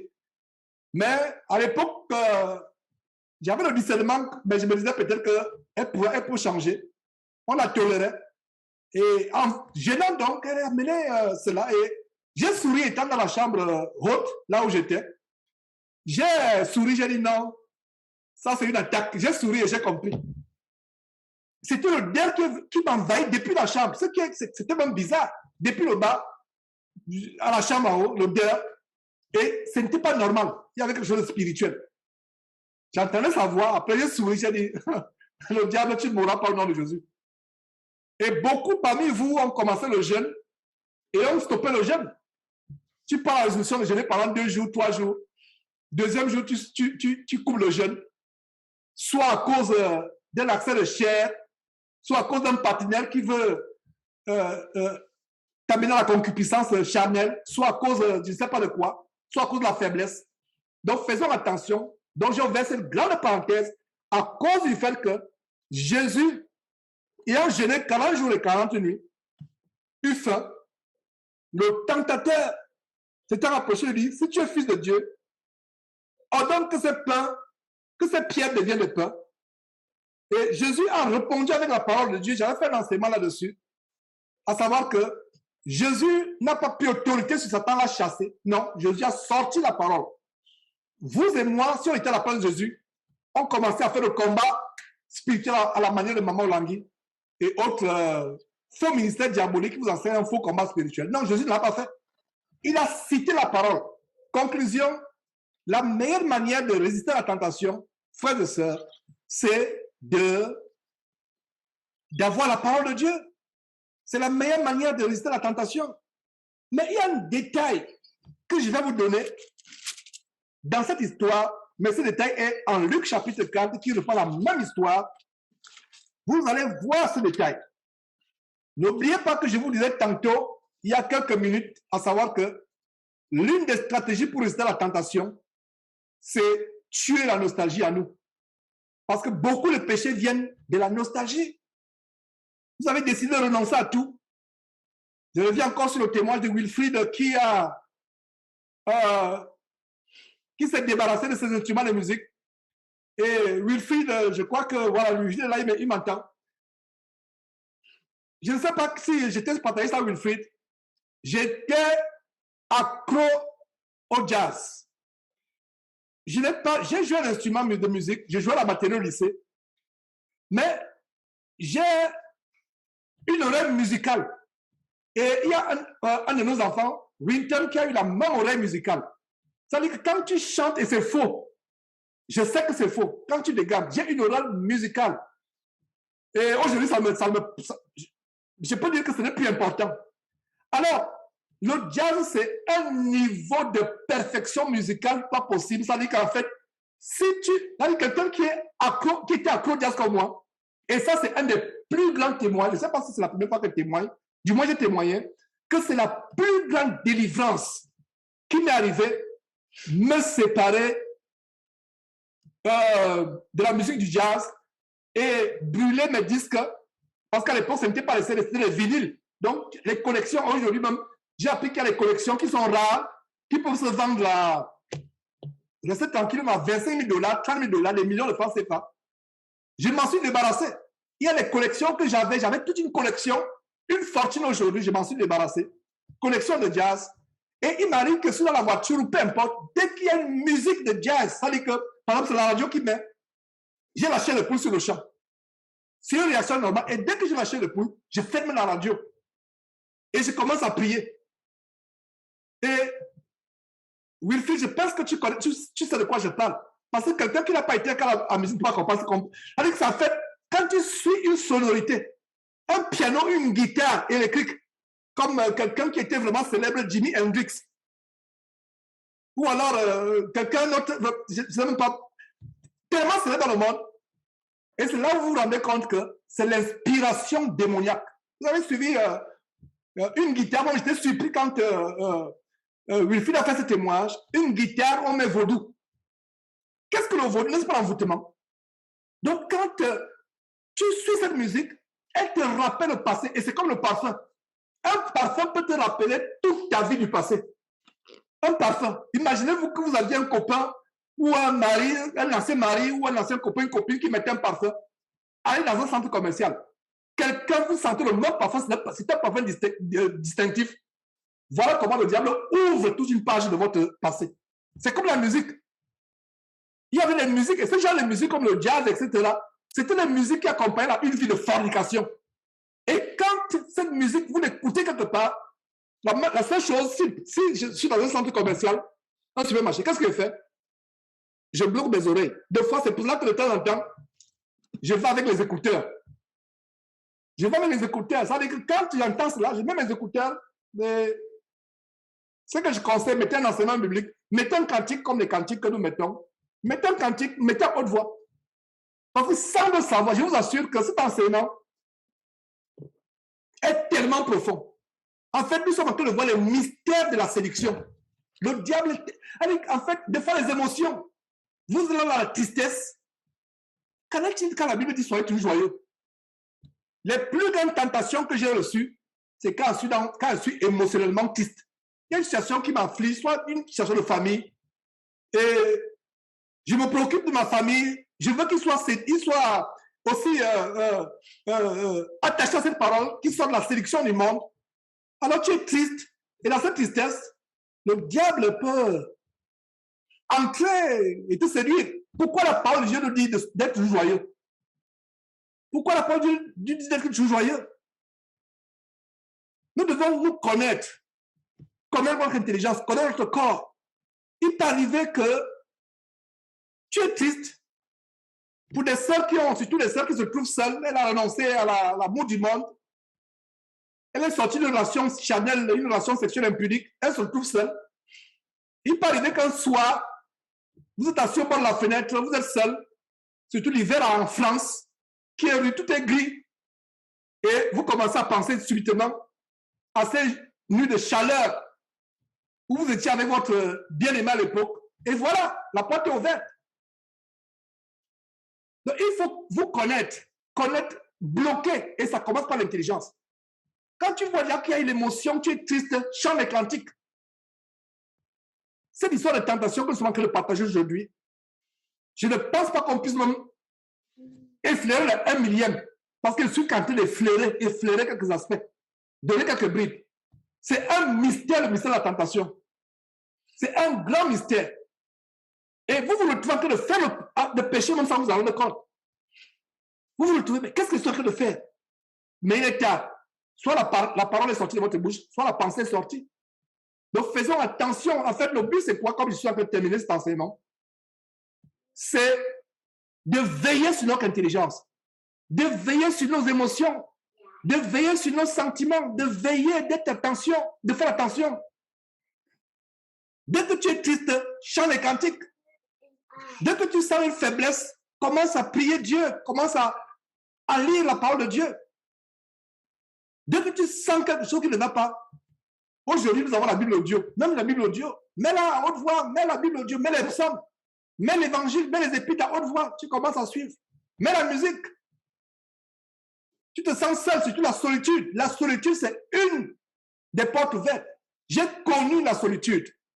Aujourd'hui, par la grâce de Dieu, selon le dessein de Dieu, parce que le dessein de Dieu peut être différent dans ta vie, différent de ta vie, différent de ma vie. À un moment, j'ai connu la solitude. J'étais seul. J'avais tout l'argent du monde. J'avais tout ce que je voulais. Mais à un moment, j'étais seul. Et pour combler cette solitude, mauvaise compagnie, aller dans les boîtes de nuit, mauvaise compagnie, mais quand tu rentres le soir, tu es seul. J'ai connu cette solitude. Mais aujourd'hui, la bonne nouvelle, c'est que, ma soeur, tu n'es pas seule. Tu penses que tu es seul physiquement, mais les anges sont là, t'entourent. Les anges sont là, t'entourent. Donc, le diable passera par toutes sortes de situations, la solitude, la nostalgie, même le temps qu'il fait dehors, la grisaille. Il y a une sœur qui à l'époque, elle était en France, elle est toujours en France, qui disait que l'hiver, c'est des moments insupportables. Vous êtes seul, la grisaille dehors, tout est gris. En Europe, tout est gris. Vous vous retrouvez seul.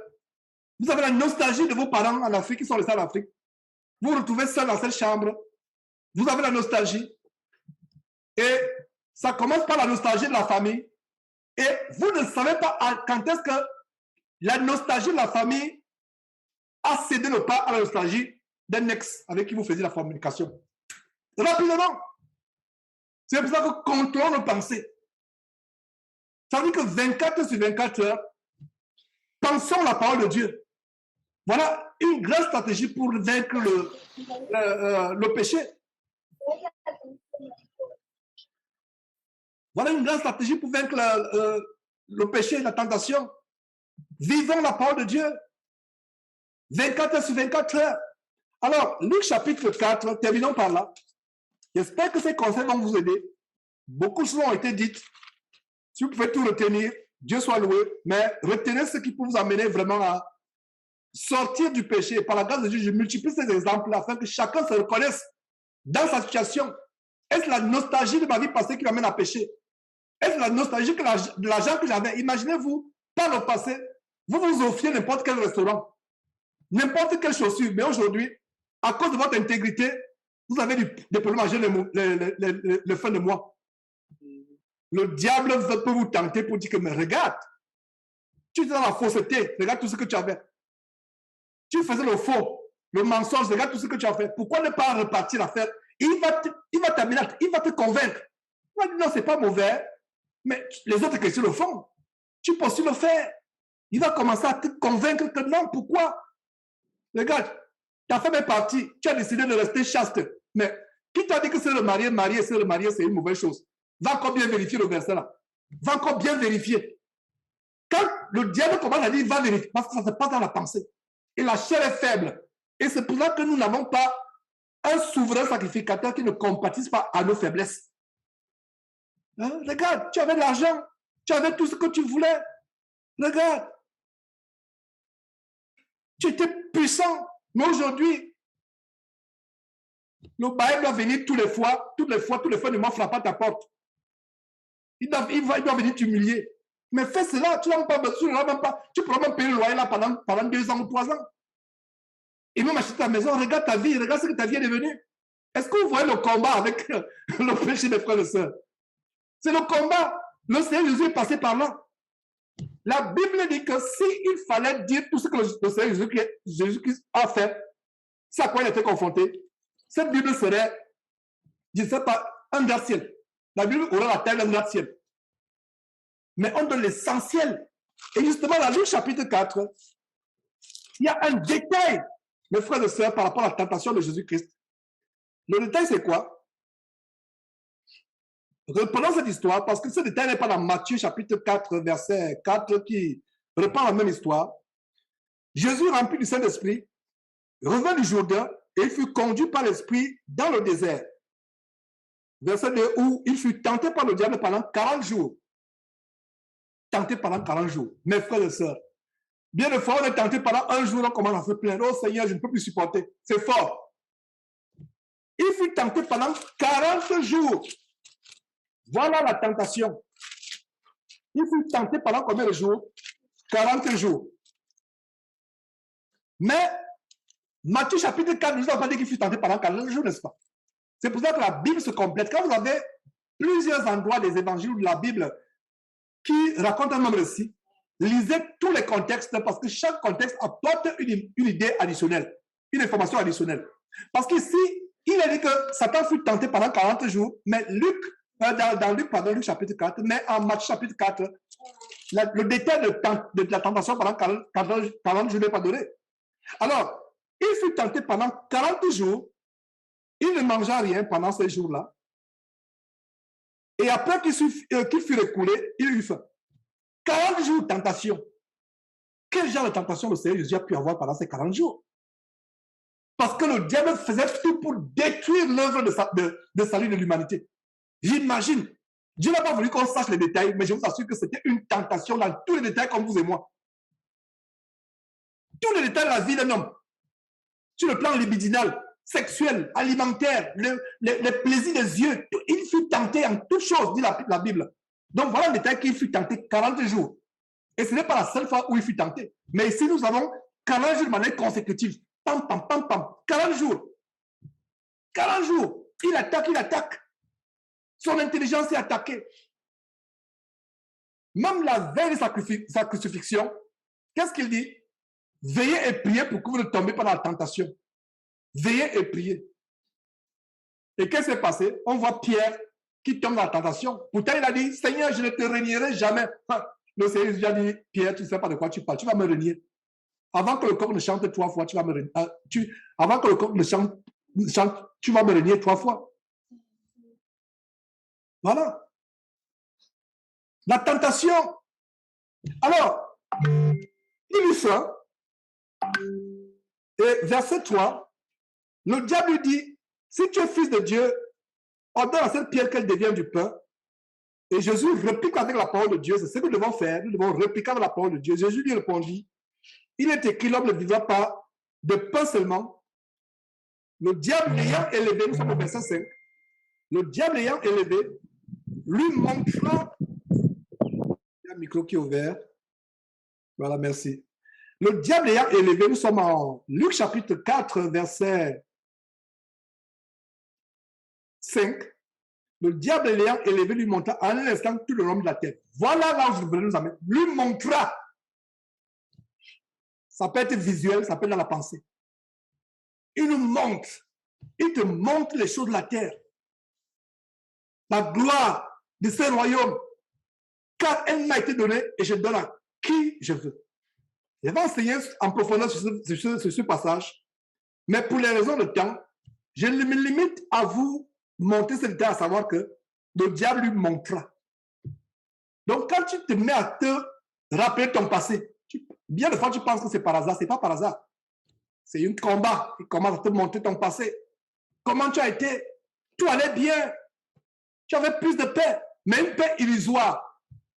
La souffrance en Christ, le manque de moyens financiers, le manque de travail, le manque de mari, le manque d'une femme, le manque d'enfants, tout cela, ça peut faire mal dans la chair, mais ça procure une joie que le monde ne peut pas expérimenter. Et quand le diable vient tenter, qu'est-ce qu'il va faire? Il va commencer à montrer ta vie. Il montre ta vie et il te montre aussi les choses du monde. Regarde comment ta vie est devenue. Regarde ce que tes collègues sont devenus. Regarde ce que ta cousine est devenue au Cameroun. Toi, tu es là au Canada. Tu dis que tu ne veux plus rien faire, tu ne veux plus faire des projets, acheter le terrain. Regarde tout ce que tes cousins sont en train de faire ici au Cameroun. Je vous assure que mes frères et sœurs, surtout pour nous qui sommes des familles africaines, c'est la première chose qu'on va te dire.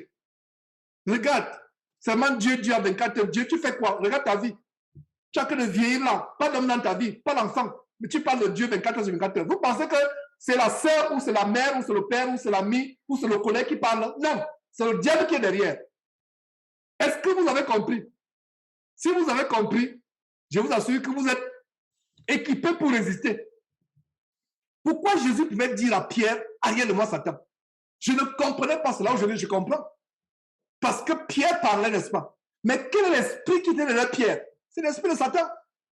Donc à partir d'aujourd'hui, je ne dis pas qu'à partir d'aujourd'hui, commencez à dire à votre mère, papa, arrière de moi Satan. Maman, arrière, non. Et il y a un langage courtois vis-à-vis du papa. Et un langage courtois vis-à-vis de la maman.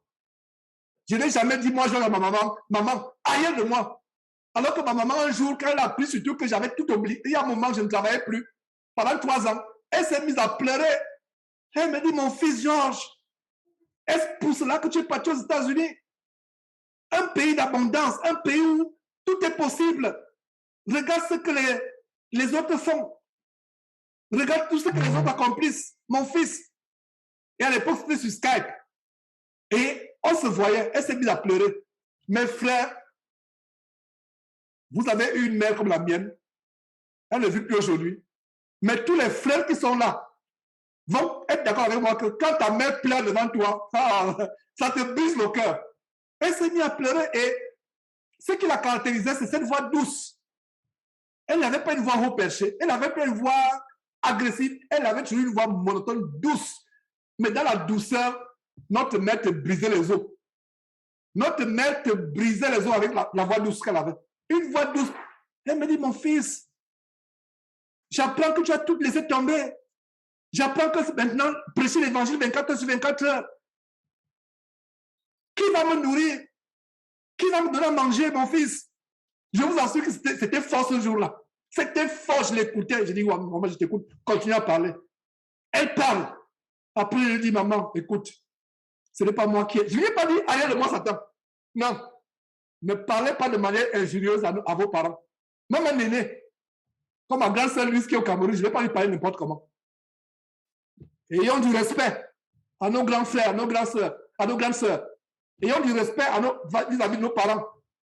Ce n'est pas parce que Jésus a dit, allez de moi, Satan, à Pierre que tu vas commencer à dire, allez de moi, à tes parents. Il faut avoir du respect. Mais ce jour-là, j'ai compris que c'est ma mère qui, ça veut dire que c'est ma mère qui parlait, mais c'est Satan. Parce que je sentais comment ça me brisait le cœur. Une maman qui pleure. Et tu sais comment elle s'est sacrifiée pour toi. Tu sais comment elle s'est sacrifiée pour toi. Elle te brise le cœur. Elle dit, mon fils qui va m'enterrer, qui va me donner à manger dans mes vieux jours. Donc, c'est ce que tu fais aux États-Unis, prêcher l'évangile. Je l'écoutais. Je n'ai pas dit, arrière de moi, Satan. Même dans le cœur, je ne l'ai pas dit. Je l'écoutais, mais je savais que, non, à ce niveau, c'est fort. Et si le ministère de Jésus qui ne devait pas finir ce jour-là, c'est que ça ne va plus finir. Je ne vous ai jamais parlé de ça. De manière, peut-être je vous ai dit ça en passant, mais aujourd'hui, je vous dis que si le ministère de Jésus qui devait finir ce jour-là, c'est ce jour-là que ça devait finir. J'étais affligé. Même après la conversation, je me rappelle peut-être qu'en fait, avait vu cela. Je ne me rappelle pas si elle avait demandé pourquoi j'étais abattu, écrasé. Mais pas abattu par rapport à ce que ma mère me disait. Abattu parce que elle ne comprend pas que ce monde n'est rien. Elle ne comprend pas. Comment peut-elle comprendre que tout dans ce monde, elle peut avoir le fils le plus accompli du monde, le fils le plus riche du monde, mais elle se trouve en enfer. J'étais triste. Mais je vous assure, humainement parlant, c'était une tentation forte. Et peut-être qu'on a une réunion où nous allons partager tous ces points de tentation auxquels nous avons été exposés. N'est-ce pas? Ce serait intéressant, n'est-ce pas? Où les frères partagent les tentations auxquelles ils ont été exposés, comment ils ont surmonté la tentation. N'ayons pas peur de dire les choses que nous avons surmontées. Que ce soit sur les mots sexuels, que ce soit sur l'ivrogne, n'ayons pas honte. Ayons le courage de dire que frère, un jour, voilà où je suis arrivé. Voilà ce que j'ai fait. Voilà comment une ex a voulu me faire tomber. Mais voilà comment j'ai résisté. Ça va nous encourager. Parce que nous connaissons beaucoup la parole de Dieu. Nous la connaissons, nous la récitons. Une chose est de connaître la parole de Dieu. Une chose est de l'appliquer. Nous connaissons ces versets. Nous les connaissons, tous ces versets. Nous les connaissons. Mais à un moment, connaissons-les, allez mettre en pratique. Je ne sais pas s'il y a quelque chose à ajouter encore, mes frères. Sinon, voilà ce que je voulais partager avec vous. Que Dieu vous bénisse. Et à partir de dimanche prochain, plaise à Dieu, nous aurons une section à la fin. Donc, après la fin de la réunion, il y a une section où ceux qui ont des questions pourront rester. Vous pouvez tous rester, c'est bon. Tout le monde va dire, la partie de la semaine prochaine, va dire que dès que l'enseignement finit, on a une session questions-réponses. Et par rapport à cette session questions-réponses, c'est quoi? Si vous êtes dans une église de maison, ne venez pas poser cette question, ne venez pas poser la question à votre berger si vous êtes. En fait, cette session questions-réponses, c'est pour des gens qui se retrouvent seuls sans berger, sans église de maison. C'est pour des femmes qui se retrouvent seules sans église de maison et qui ne sont pas mariées à des chrétiens matures. Ça veut dire quoi? Ça veut dire que ma soeur, si tu n'as pas une église de maison et du moins tu as un mari qui peut te connaître les Écritures, pose la question à ton mari à la maison.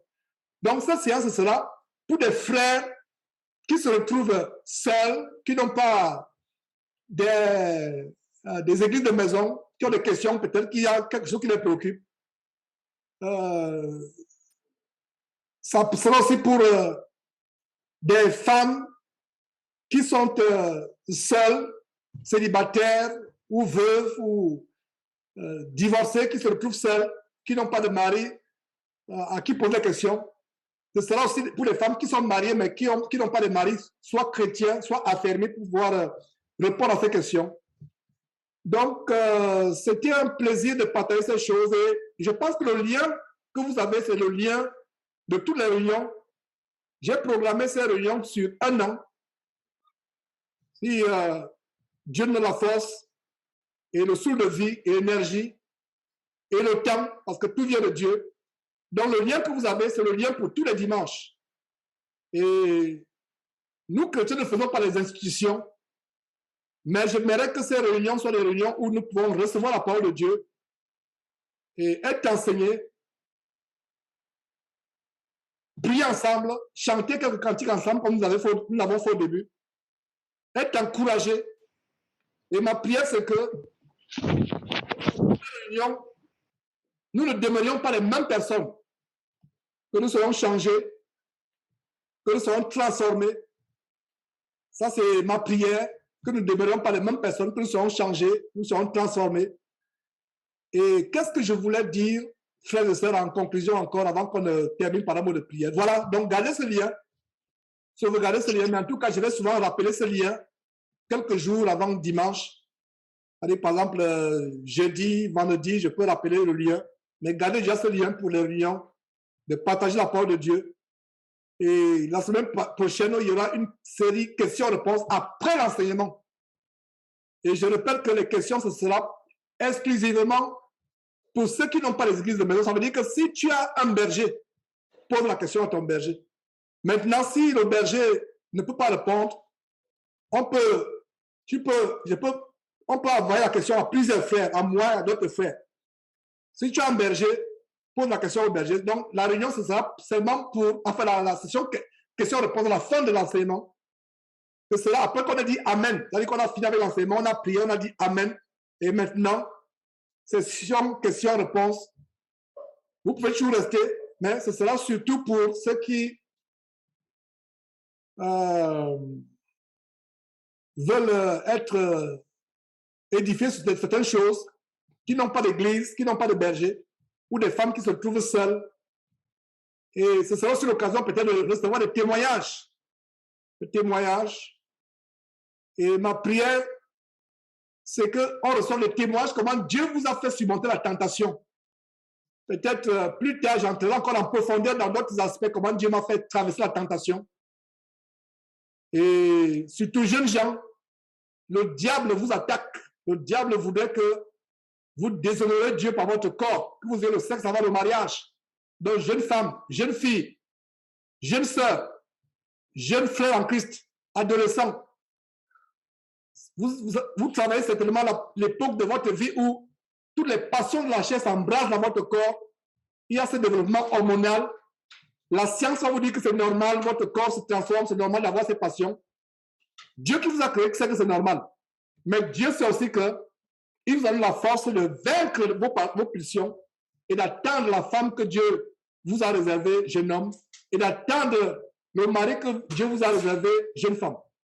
Alors, nous allons terminer par un mot de prière.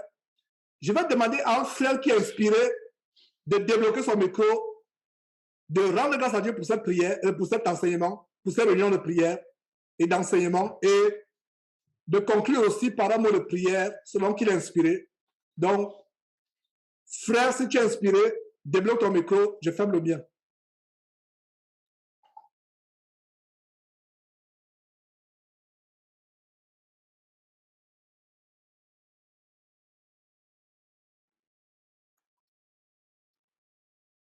Amen, amen, gloire à Dieu. Et rendons grâce à Dieu pour ce moment d'édification et que Dieu continue de nous remplir. Donc, afin que nous continuions la marche chrétienne jusqu'à la fin. Prions. Éternel Dieu, nous te bénissons, nous te rendons grâce, Seigneur, pour cette grande nourriture que tu nous as donnée aujourd'hui. Cette nourriture qui a non seulement contribué à nous briser, mais aussi également cette nourriture qui nous remplit afin que nous soyons toujours prêts, nous soyons toujours remplis de ton esprit tel que tu nous le recommandes dans ta parole. Merci encore, Seigneur, pour le bien que cela fera dans notre marche spirituelle avec toi. Donne-nous encore une fois de plus, Seigneur, de mettre ces choses en pratique afin de ne pas être des auditeurs oublieux. Merci, Seigneur, pour le temps, pour la disponibilité de chacun de nous et donne-nous encore, Seigneur Dieu, de continuer de baigner dans ces choses. Car, Seigneur, si nous sommes encore sur cette terre, c'est pour accomplir une mission. Nous avons tous un devoir accompli afin, Seigneur, de pouvoir rendre compte à la fin. Sois béni, sois glorifié pour toutes choses, Père éternel, et surtout, c'est dans le nom puissant de notre Seigneur et Sauveur Jésus-Christ que nous t'avons ainsi prié. Amen. Amen. Amen. Amen. Donc, frère, plaise à Dieu. Amen, amen, amen. Amen.